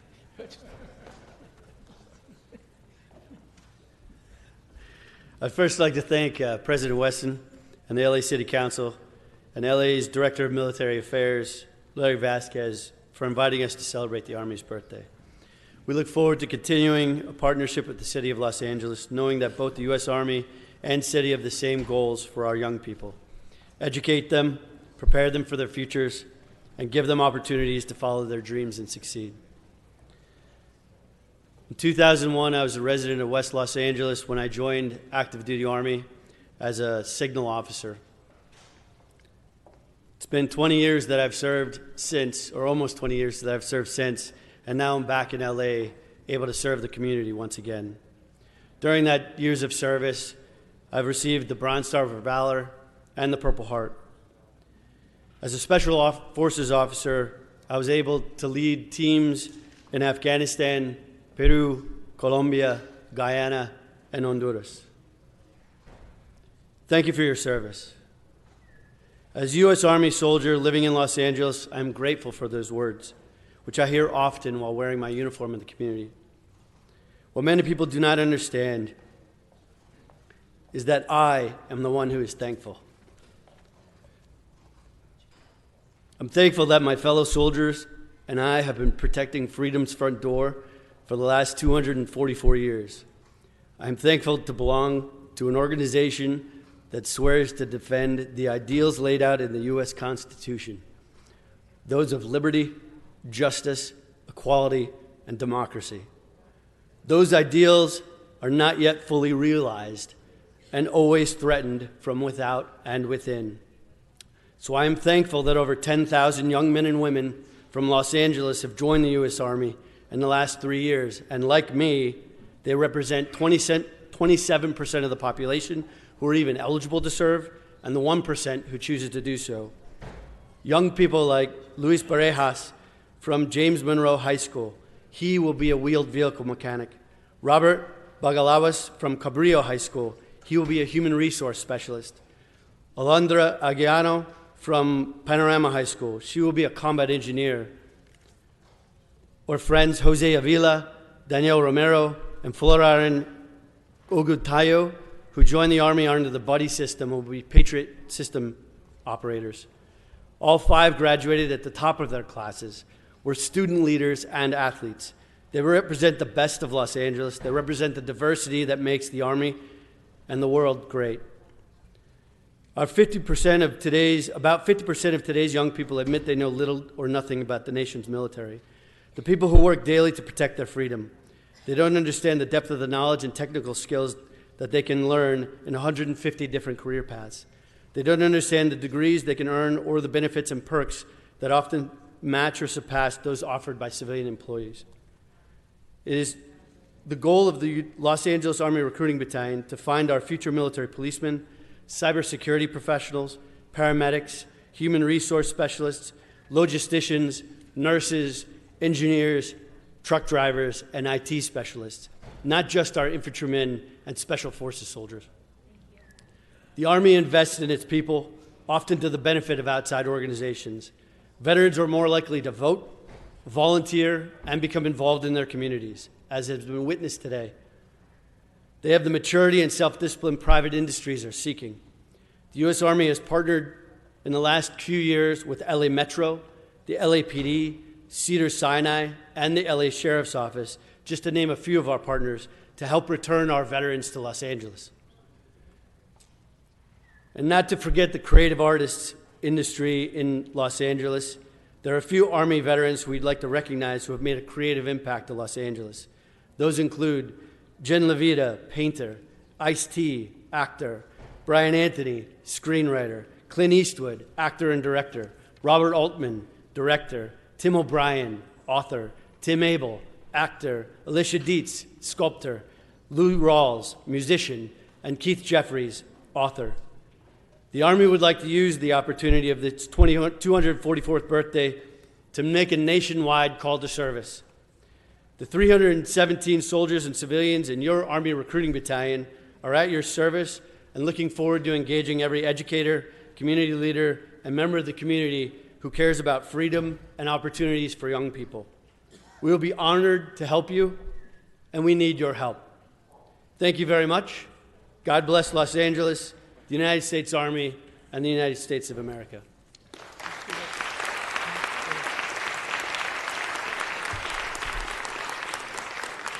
Thank you, Colonel Flood, and it's our honor, all of us sitting here today, to say thank you to the United States Army and all the branches of the military who make it possible for us to sleep at night under the blanket of freedom. For all you do, for all the service you've done, to the 244 years of the United States Army, we present to you this proclamation recognizing 44 years of service. God bless you. Thank you.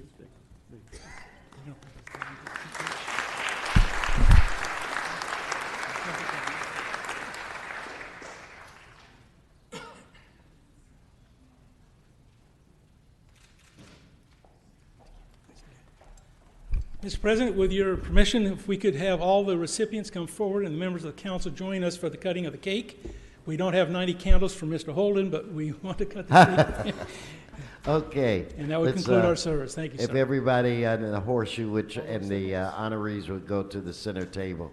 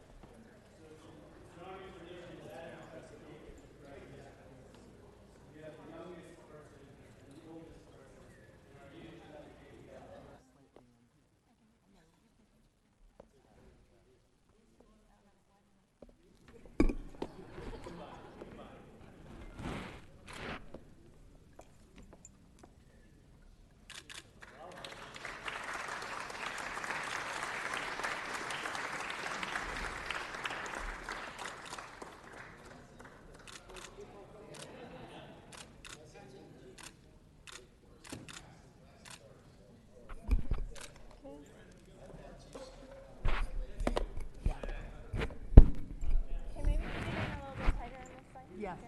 Squeeze on in. Councilman Cedillo, you need to be in Can you closer. with my lens? There we go. can't see. Okay. Okay. Can you maybe go over to this side? I can't. I don't know. I can't see you guys. I can't. Oh, I can't even see you. Okay. Maybe get up or something. You know what? Let me go grab a ladder.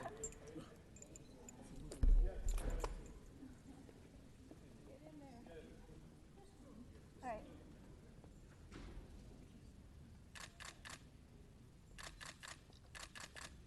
All right. Thanks.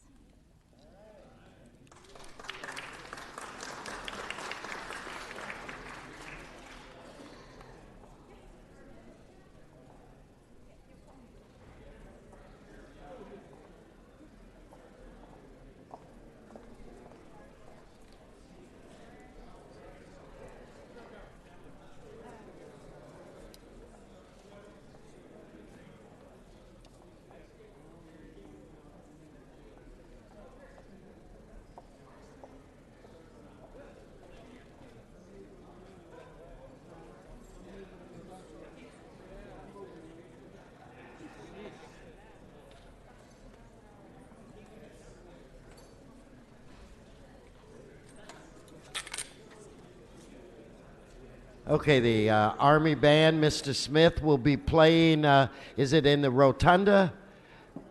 In the forecourt, and the cake is going to be moved out there. One more round of applause for all our veterans. Thank you so very much for your service to this great country. Thank you. I'd like to recognize Mr. Price for an introduction. Thank you, Mr. President. We are extremely honored today to be joined by two friends of our country and of our city. First of all, Dr. Burnham Mescal Sergi, who is the new Consul General here in Los Angeles from Ethiopia, right behind us. And we're especially excited to welcome the Honorable Dr. Fusum Aryogu, who is the new ambassador to the United States from Ethiopia. Let's give them a hand.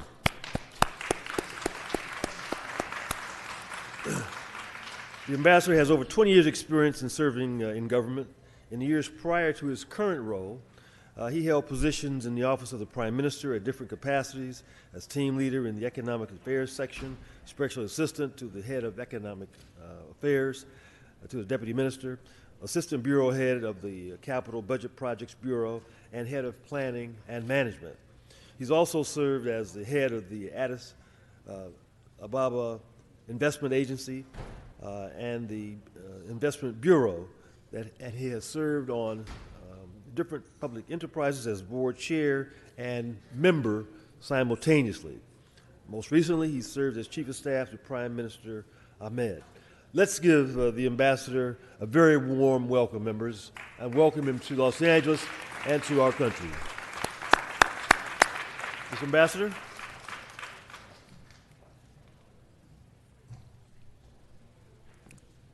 Thank you very much, Honorable Council President Herr Wilson, Honorable Council members, ladies and gentlemen, good morning. I'm very honored to be here this morning and to bring my warm greetings to you all from Ethiopia, the land of origins. Coffee is one of them. Whenever you sip coffee, remember Ethiopia. Thank you for inviting me and my delegation. This is my 8th week as Ambassador of Ethiopia to the United States. And I couldn't wait to pay a visit to your vibrant city known as a City of Angels. In our continent, Africa, and in my country, Ethiopia, you are well known by your amazing creative industry, the Hollywood. As one of the oldest countries in the world, Ethiopia has many stories to offer to this industry. Ethiopia is the first country in Africa to establish formal diplomatic relationship with the United States, and to be exact, it was in 1903. We are also hopeful to establish special relation with the city of Los Angeles, and with that hope, I am here, and I will be meeting Honorable Mayor this afternoon. We invite you, sir, all council members and all Angelinos to come and experience the land of origins, Ethiopia, which is also the political capital of Africa. Thank you very much. God bless you all. Thank you, Mr. Ambassador, for your positive relationships between our countries, and we wish you continued success. Thank you so much.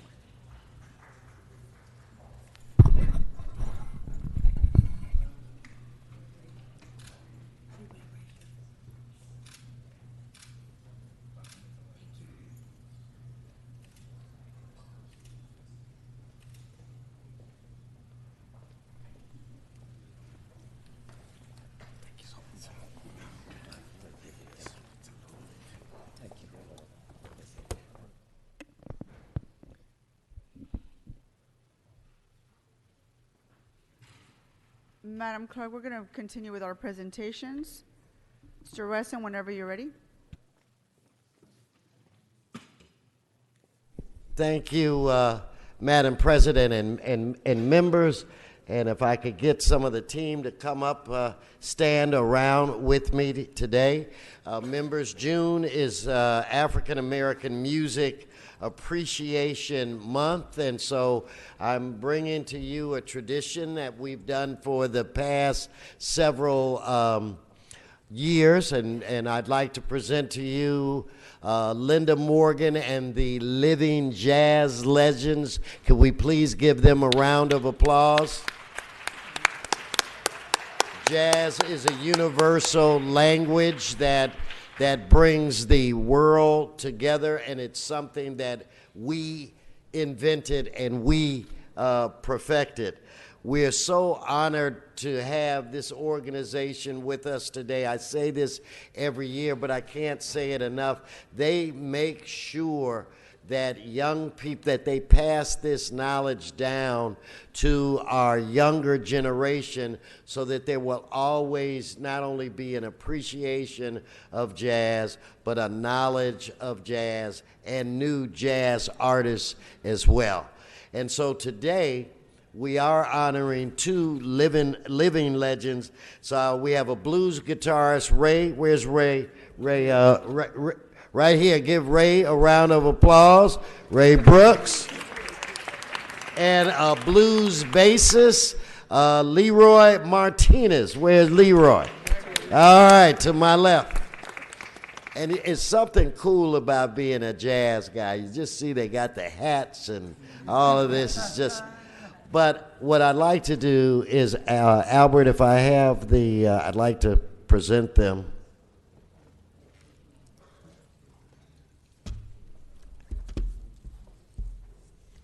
There you go, Ray. And then if somebody could give a hand to Mr. Martinez over here. What I'd like to do is ask to come up and say a few words. A woman who is the driving force behind this for over 10 years, recognize the importance of keeping this alive and passing this on to our young people. Ladies and gentlemen, let's give a round of applause for Miss Morgan. Let's give her. Who, by the way, I'm glad she was here today because she served as a sergeant, right, in the Marine Corps. So she should doubly get a round of applause for being a veteran as well. My name is Linda Morgan, and it is my pleasure, thank you, sir, for allowing us to be here to honor our history, the legacy of jazz and blues legends. Mr. Ray Brooks here to my right, Mr. Leroy Martinez here to my left. And we have a host of others that came here to say hello to you, President Wesson. We have Billy Mitchell. We have the love interest of Mr. why did I draw a blank? Jimi Hendrix, love interest. Rosalie Brooks here. Lord of mercy. Mr. Greg Wright, guitarist for Michael Jackson's band. Sammy Lee in the house. Curtis Kirk. It is so many of them that came dap to come and to celebrate this 10 years of doing this work here in the city of Los Angeles, honoring and paying tribute to these legendary jazz and blues musicians who give their all and give back to our next generation so that it can continue. Please help me applaud all of them, and thank you again, sir, for having us all here in the City Council this morning. Give them one more round of applause, and it's our honor. And Mr. Weston, we have one member on the queue that'd like to say a few words. Okay, but I'm gonna tell my staff to go to my car and find some Jimi Hendrix music now. Look for a band of gypsies, all right? Yes. That's the right one. You know your business. All right.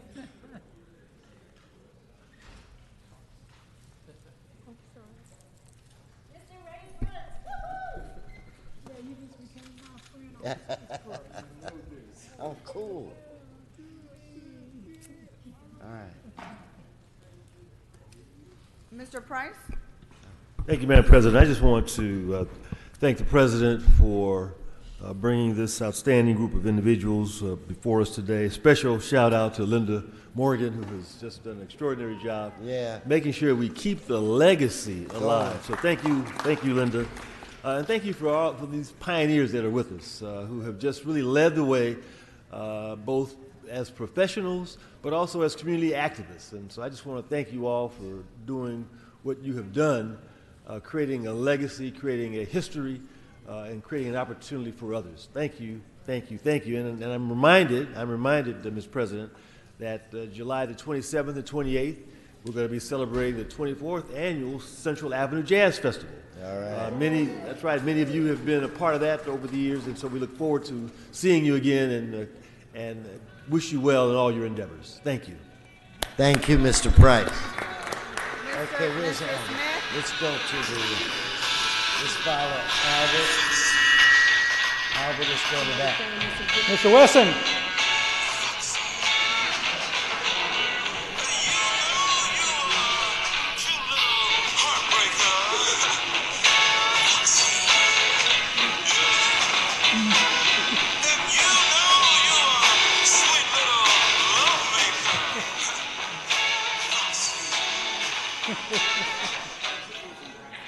Thank you for that.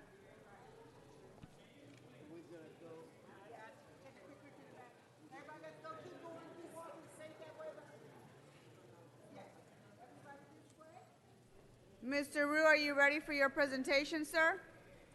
Mr. Rue?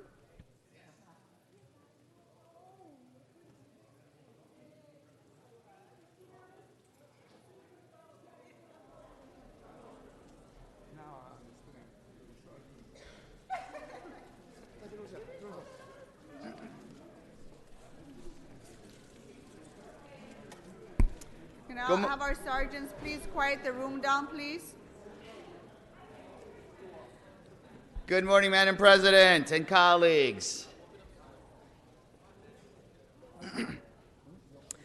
And I want to wish everybody a happy Hwarang Youth Day.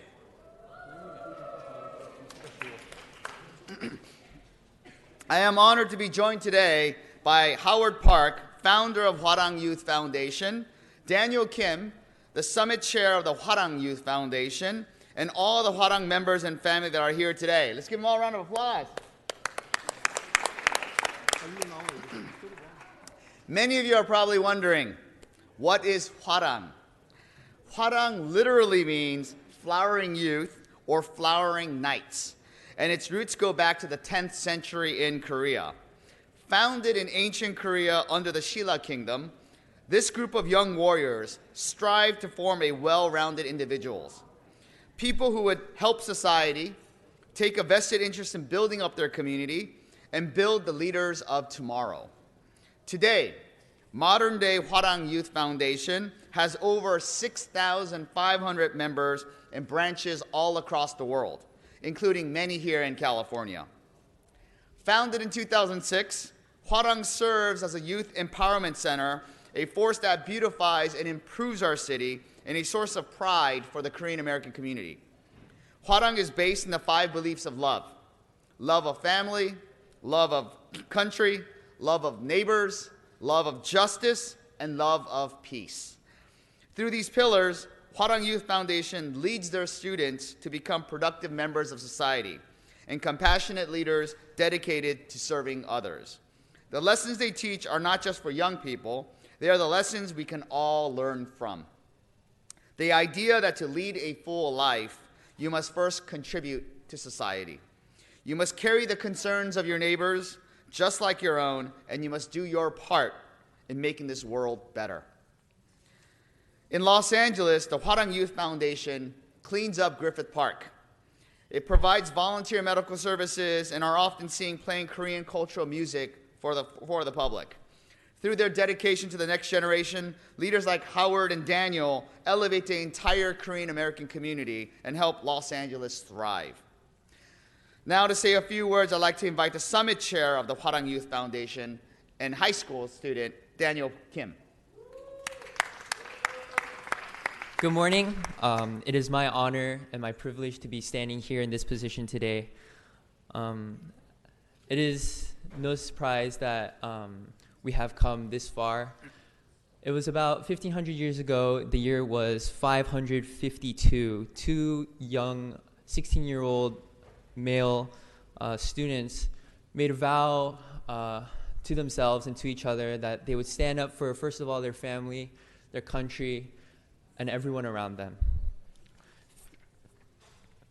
Jump ahead 1,500 years later, and our modern organization has become the epitome and the embodiment of what they stood for 1,500 years ago. And it is, I'm only a high school graduate as of 3 days ago, but I believe that as I move ahead through the rest of my life, I am fully confident, and the people behind me are fully confident that as they continue to live in this world and all it has to offer, that we can be very confident and move forward and be the leaders that our world needs. I myself have an 8-year-old brother, and I feel like it is my responsibility to be a mentor for him, a teacher for him, a leader for him. And ultimately, it's based on what I have learned through the short 18 years of my life. The Hwarang Youth Foundation was founded in 2006, and it has been a very long 13 years, and yet a very brief 13 years. 13 years has gone by very quickly, and it is just amazing to see how much our foundation has grown and expanded all over the globe. Today is significant for just a couple of reasons. First of all, it's kind of like a celebration of all the things we were able to accomplish ever since our founding in December of 2006. But also it's a testament to what we have been able to accomplish, the legacy we are able to leave behind. And although I leave this organization as of tomorrow, I'm fully confident that in the years coming forward that our legacy will continue to build, and the leaders and our members will continue to develop and will ultimately be the leaders of our community, our country, and all over the world. Thank you very much. Thank you, Daniel. Well said, and congratulations on your graduation. Up next, I am so honored to invite the founder of Hwarang Youth Foundation, and that's Mr. Howard Park. Thank you. Thank you. Thank you, David. Good morning, council members. I'm standing for here, so I'm really proud of all of my Hwarang members and also all over the world, my members now. So especially today, from the Europe's, my members come here, and even the Central America's members are here. So I'm proud of with my members. So especially, thank you so much, David Liu, and also my members. I know Monica Rodriguez. I know the operators. All of my city members will be together with us. So today, you guys invite for me here. Thank you so much. That's what I can say. Thank you so much. Thank you. Thank you, Howard. And you know, I do want to recognize, I mean, Hwarang is worldwide, and we have members from Uruguay, right? Uruguay and Guatemala. And Guatemala here. Uruguay, Guatemala, raise your hands. Come over here. Come over here. Come over here. So the Hwarang Youth Foundation is worldwide. Ukraine, not Ukraine. Ukraine, not Uruguay, sorry, Ukraine. Ukraine and Guatemala. So want to recognize them as well. Thank Hwarang Youth Foundation. And today we celebrate Hwarang Youth Day in the city of Los Angeles. And you see them all the time. Whenever you see them wearing all these volunteers in yellow shirts, or is it red? No, yellow. All the yellow shirts, you know who they are, Hwarang. So thank you so very much, and we proclaim Hwarang Youth Day in the city of Los Angeles today. Thank you.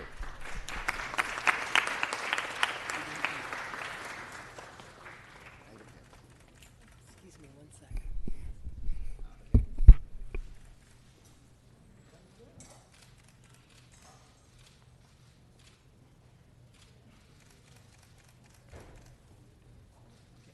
Thank you.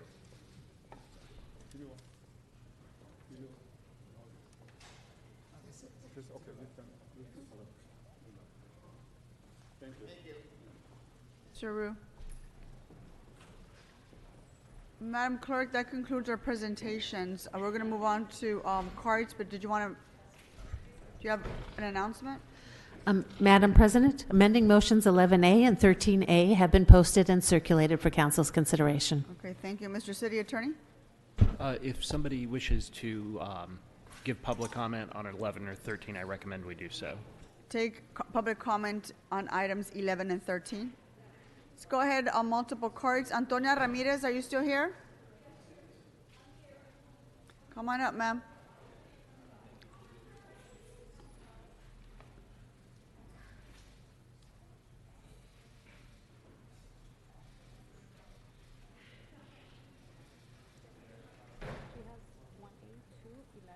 Okay, Ms. Ramirez, you're speaking on items 1A, number 2, 11, and 13, and general public comment. Okay, 1 moment, please. Start the clock already. Let's see, number 11. Number 11, please. I say no to all bridge housing projects. The city, because first of all, the city houses all criminal motherfucking assholes, i.e. Skid Row motherfucking niggers, and the Chango Latino gangbangers, the wetbacks, the white trash junkies, and the faggot lesbo trannies who steal, violate, attack, bully, and are mostly infected with AIDS, MRSA, scabies, bedbugs, staph infections, and pulmonary lung infections, and all kissing diseases. They are highly contagious and deadly. So they don't first house the city. They don't first house military veterans and law-abiding citizens and homeless, chronic homeless individuals. And number 13, one moment, please. Again, this homeless and poverty committee is nothing more than a homeless racketeering.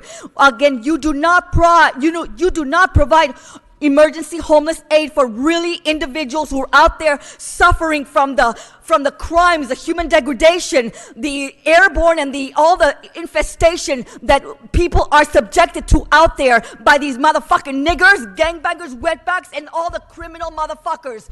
Again, you are not providing emergency programs to law-abiding citizens who are truly homeless and are not in any way, shape, or form involved with these fucking criminal motherfucking elements. And you keep asking for more money. Please, no money to Los Angeles for any homeless issues, because they're not providing the assistance to those who are truly homeless, especially women who are subjected to crimes by these motherfucking wetbacks, gangbangers, and all the goddamn niggers and the goddamn trannies. The bullying and all this that we're subjected to is atrocious. No one does assist us in any way, shape, or form. What we want is emergency protection from these predators, the niggers, the wetbacks, the gangbangers, the trannies, and all the motherfucking individuals who do not help make homelessness any better.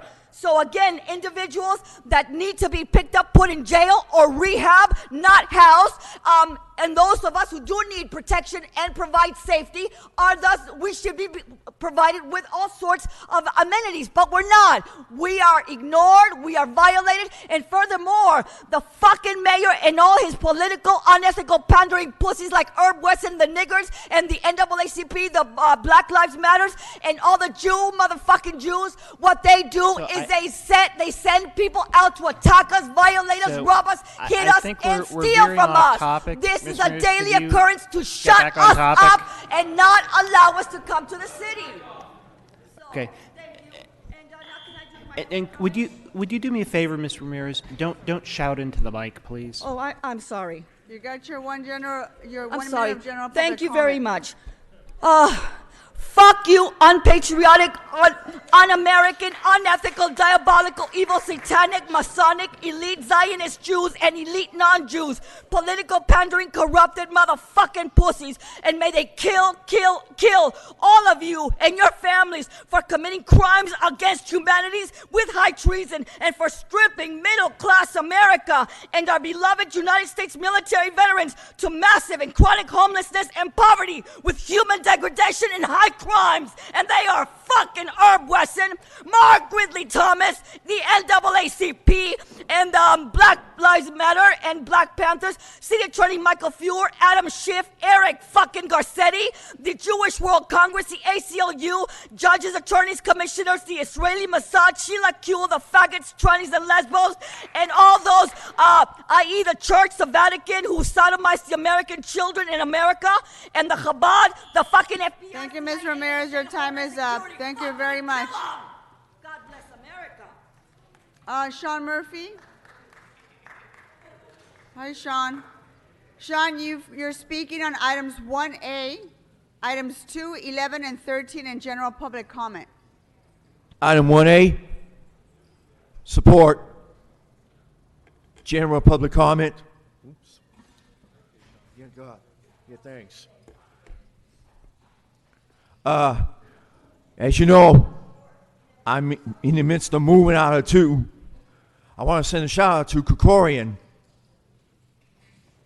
Please tell him I'm moving out of CD2. I want to thank him for being my councilman. Sorry, Mr. Murphy, could you hold on one moment? So, Ms. Ramirez, and hold on, please Sean. be If quiet. we could ask our You're disrupting officers the to meeting. remove Ms. Ramirez. She is completely disrupting the meeting. So, officers, could you please remove her? Yep. Ms. Hold Ramirez, on. you've been ordered removed because you're disrupting the meeting. Would you please leave quietly now? Okay, I'm sorry, Mr. Murphy. We have to hold while this is being dealt with.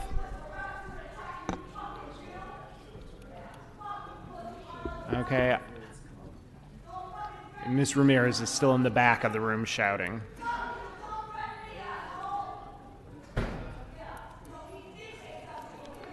Ms. Ramirez is continuing to completely disrupt this meeting and Yep. halt us from proceeding with any of our business. Sorry, Mr. Murphy. Yeah, I got to get going to Our Lady Angels for Mass. I just want to say, I want to thank my council member, Krikorian, for what he has done for the past 28 years. I enjoyed living in that district. I'm going to miss that district. I'm looking forward to Canoga Park. Just give him that message for me, my old councilman, Krikorian. I'm going to be here in this district for the next 17 days. Thanks. Thank you, and again, our apologies for the disruption. The next speaker is Davy Stump. Is that person here? Apparently not. Next speaker is Wayne Spindler. And by the way, just for the record, Ms. Ramirez is making enough noise outside the council chamber. We can still hear her, so hopefully she'll calm down. Okay, I think. And Mr. Spindler, you have item number 1A, item 2, and general public comment. Do I get 13 and 11 too? 11 and 13. 11 and 13 as well. Yeah. Don't see it on this list, but Okay, so that's how it goes. So we have liens and other taxes and evil shit from the chair. Peppa Pig! So I cannot believe we have learned about these things from other council districts. We learned from Monica. We learned from Weezer, and we learned from Uncle Bob Bloom that we have to waive these things whenever they're on the agenda, because Greg Smith knows, and I was talking to him yesterday, that we're going to use a special word whenever there's liens and they're not waived by the council members. Now, if they get waived, then we don't have to say those magic words that Antonio Ramirez said, right? So if the chair's not going to waive the liens, then I'm going to have to go into additional quotes from Brandenburg versus Ohio. I won't do it. I won't do it. So, Mr. Fatso, you better waive these goddamn 1 and 2, man. That's too much money. Now you get to these projects. The projects, and I mean, this is terrible. We're using taxpayer dollars. And I mean, you go in there and you try to get this housing, and they won't give it to niggers. I mean, that's the problem. They won't give it to niggers. Everybody wants to give it to niggers. I mean, I tried to rent my apartment to niggers, and they said, no, I have to raise the rent if I do it. It's a city policy. It's all Eduardo's fault, too. It's all Mr. Weezer's fault, because you're not giving affordable housing and homeless housing with this government money to niggers. That's a fucking problem. See, that's what it is. And how do we define nigger? A nigger is anybody who doesn't have a roof over their head. A nigger is somebody who has to live in a tent. And a nigger is somebody who goes and honors Nate Holden and forgets to tell him that my grandfather helped put him in office. You forgot to mention I think you're off dues, topic. boo. Please return to the topic. I'm the first ghetto nigger. And that's why we got to get housing 11 and 13 to prioritize. So page 1 of the application shall state, are you identifying yourself racially and socially as a nigger? If the answer is yes, check the box. Go to Gil Cedillo and get your housing voucher, because Armando Herman is a nigger, and he's not getting his. He got TRO for simply applying. Now you have your 1 minute of public comment. Now we got cake outside, and we got all these fat slobs going out there pigging on that cake. No cake for Nuri. No cake for Alexis. No cake for anybody that's too fat. You gotta go on a diet. Mr. Spindler, talk to stuff that's within the subject matter jurisdiction of the city. Cake outside, isn't that public? It's in a rotunda. They're feeding fat slobs. They're feeding pigs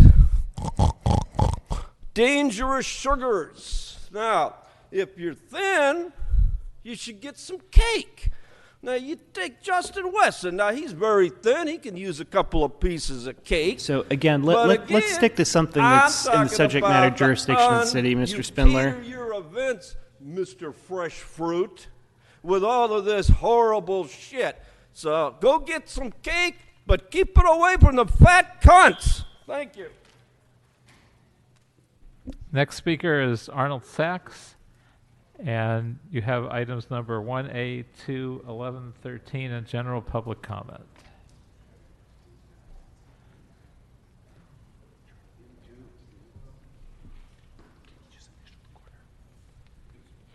Yes, thank you. Good morning.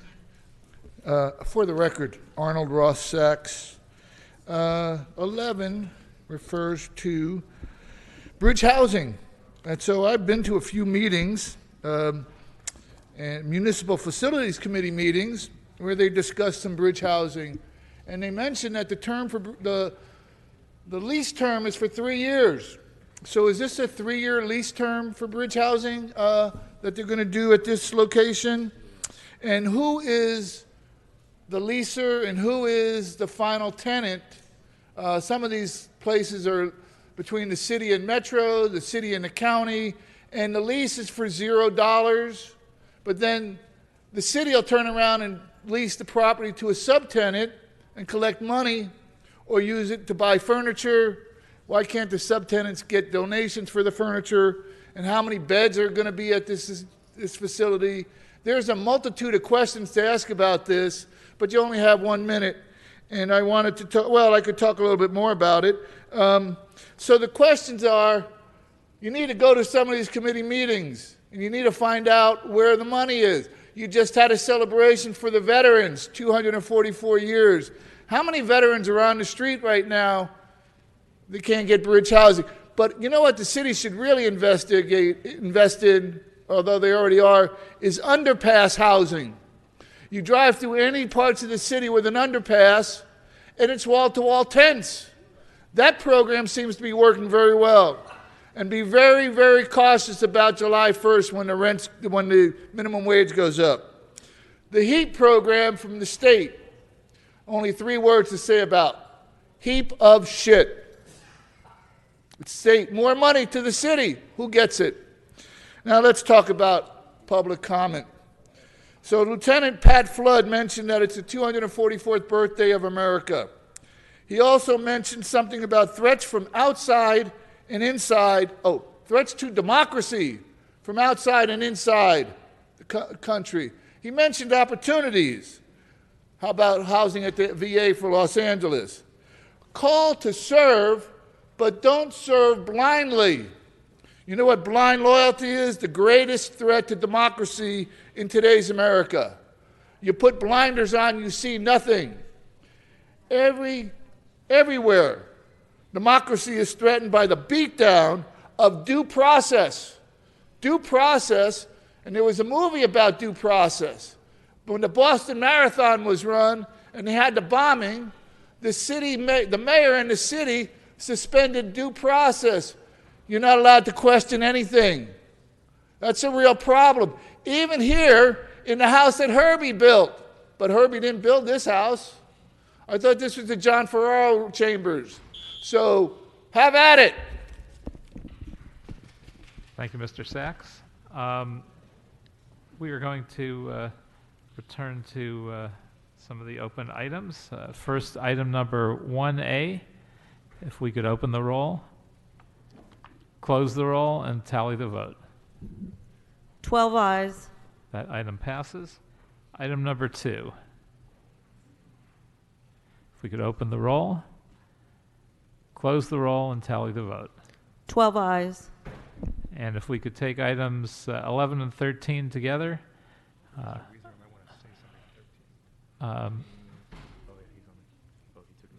Okay. Mr. Weezar, did you want to be on the queue on one of those? Yes, sir. Item 13, please. So if you'd like to speak to item 13. Great. Thank you very much, Mr. President. And this item allocates some funding that we received from the state for various emergency allocations for our homeless crisis here in the city of Los Angeles. And some of this money is actually going to Skid Row, which is an area that we, as you all know, has the largest number of people living in the streets in the United States. During the day, we have about 4,000 to 5,000 people walking around Skid Row looking for services.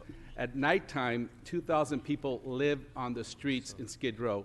You can't find that anywhere else in the country but here in Los Angeles.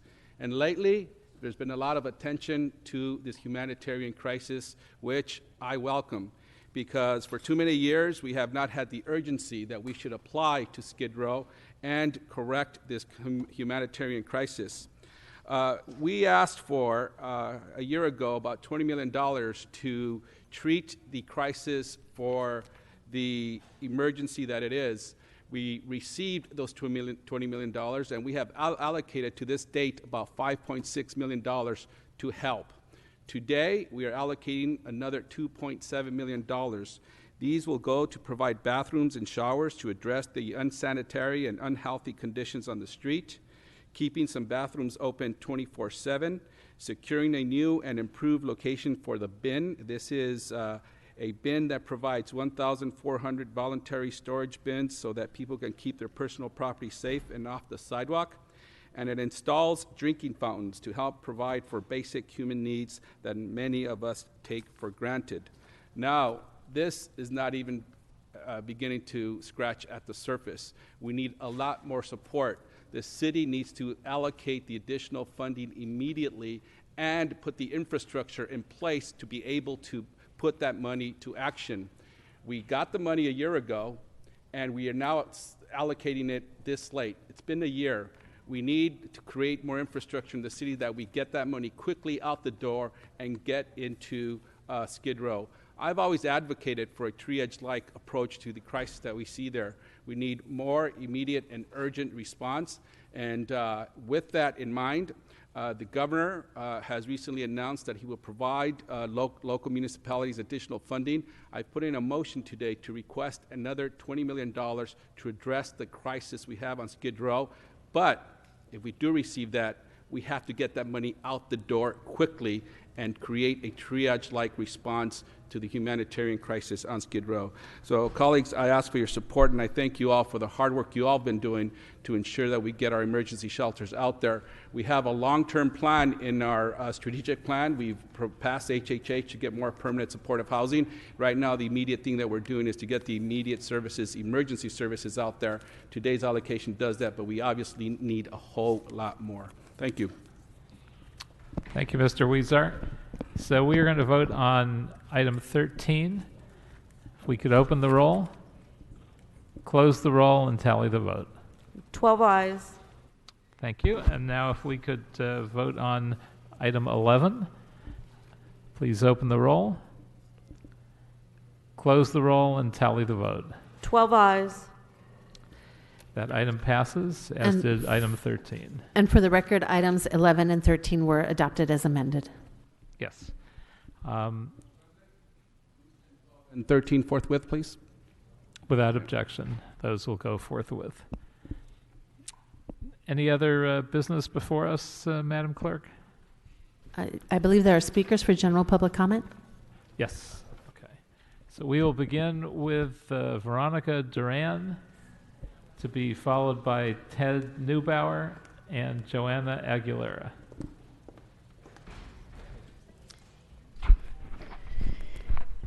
Good afternoon, I'm Veronica Duran. If you Google Los Angeles affordable housing, it paints a pretty picture, but why am I here? I followed all protocol to get into family housing. They told me to spend the night in the rescue mission where I was beat and left for dead. Nobody has talked to me about this. Nobody apologized to me. All of us are homeless, and they said we can't get into affordable housing because we don't have a mental problem. We don't have a drug problem. But yet, the caseworkers put their families in there. CEO Andy Bales said nobody is going to listen to me. Well, I'm here today that somebody needs to listen to me because some moms are not here because they died.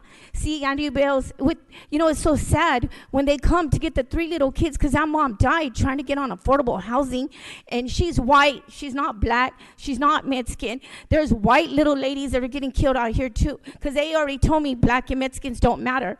But it's sad when you see them 3 little kids and the police are coming to pick up them 3 little kids, and it's on the homeless bulletin. Mom is homeless and kids are motherless. Somebody needs to pay attention. We're homeless and we're getting killed. I almost got killed. Thank I you. almost Your didn't make time it is here up. today. Your time is up. Your 1 minute is up. You need to move on. Thank you. Next speaker. Please identify yourself. Good morning, City Council. My name is Joanna Aguilera with Arms of Los Angeles. We work to assist at-risk youth, veterans, and homeless, and anyone in the need of a second chance. Local hire jobs benefit people from across California, across many diverse ethnic and class backgrounds, including individuals who want to have good-paying middle-class jobs. Don't eliminate these good-paying jobs for local residents as well as potential future workers in the industry, such as members of our organization. Thank you very much. Ted Neubauer, to be followed by Kayla Guzman and Teresa Flanagan.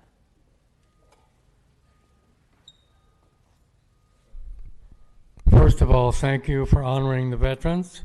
Semper Fi. Let me see if I can raise the level of this discussion. When a Section 8 is in a household headed by a veteran, let's make provisions that other members of the household, if the veteran suffers a health crisis, other members of the household are not subjected to eviction. Okay? Let's do something positive. Let's also pass an ordinance that allows veterans, homeless veterans who are living in their cars, to sign up for community service to offset registration fees and traffic tickets. Okay? Let's be positive. Let's build on today's fine meeting. Oh, by the way, my truck is in the impound. Could I get it back? Could I get it back for Father's Day at 7G as in girl, 47482? I'm sorry, but your time is up. I'd appreciate it if I could get my truck back so I could finish moving. Sir, your time is up. You have to move on.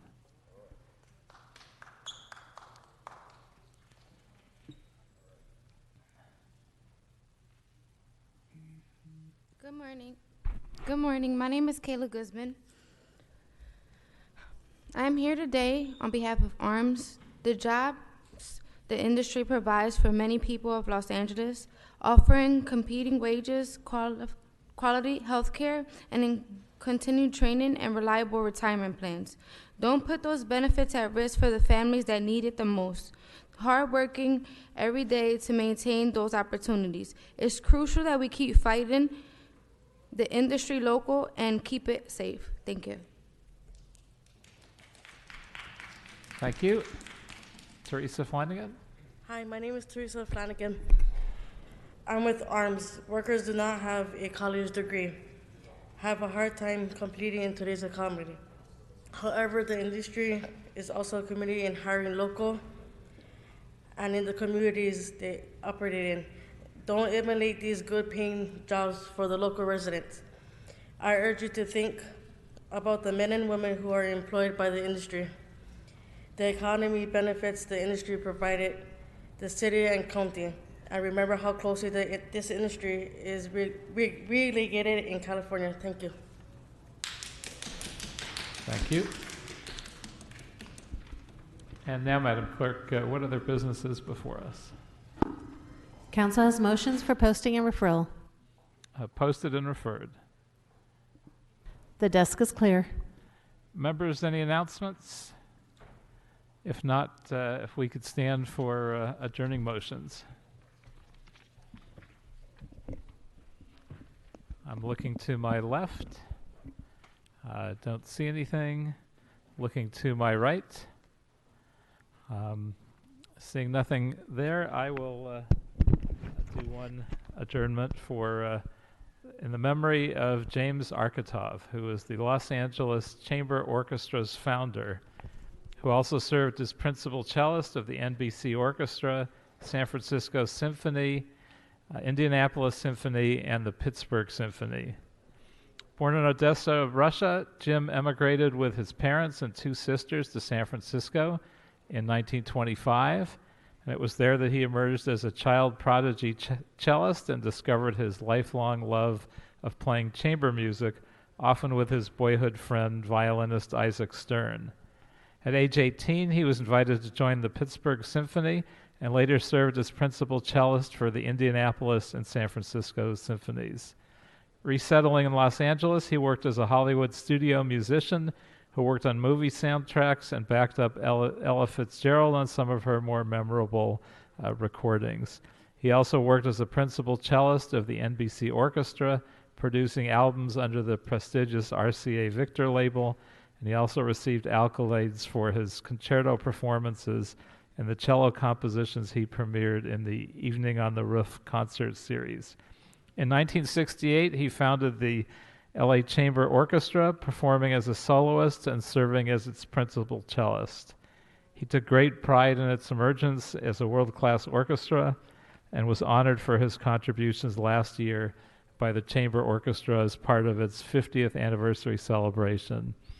In the 1980s, 90s, and 2000s, Jim devoted most of his energy to photography, a lifelong passion he inherited from his father, who was a celebrated Russian filmmaker.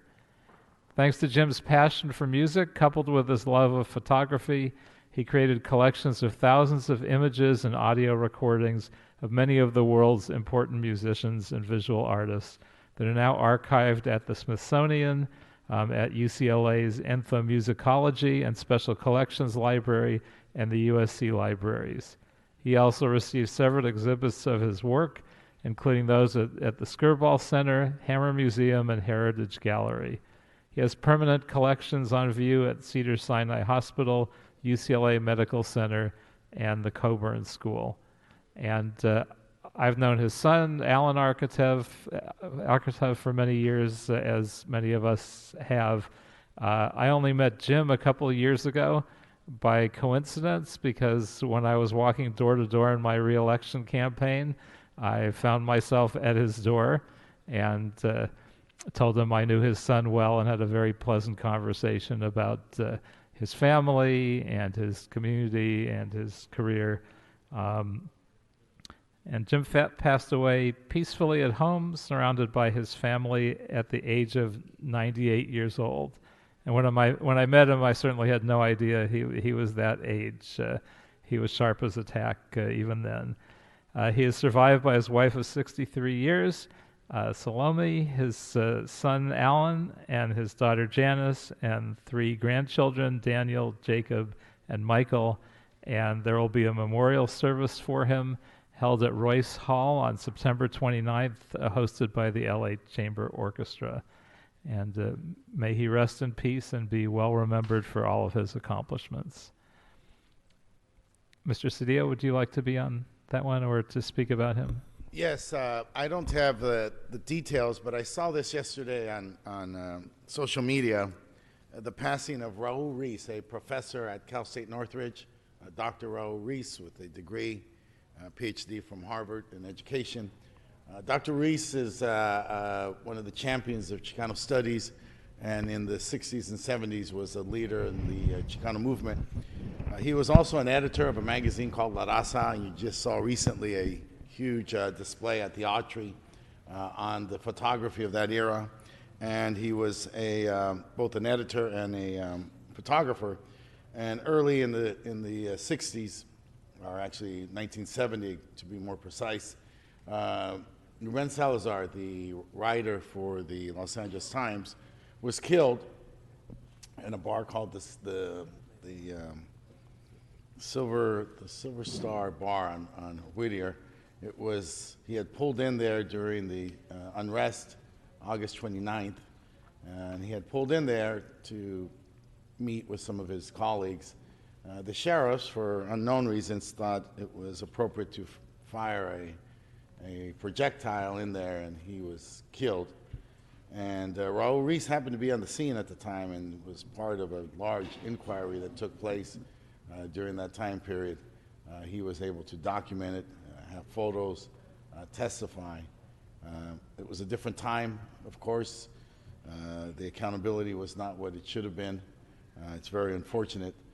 So throughout his career, Raul Reese had dedicated himself to being a champion of education, as I said, a professor, also as a person who worked with young people, instilling in them pride in their community and pride in their background. As I said, I'm short on the details, but long on the memory of his place and standing in the Mexican-American movement in this city and in this nation. Thank you. Thank you, Mr. Cedillo. Hearing no other adjournments and no other business before us, we are adjourned.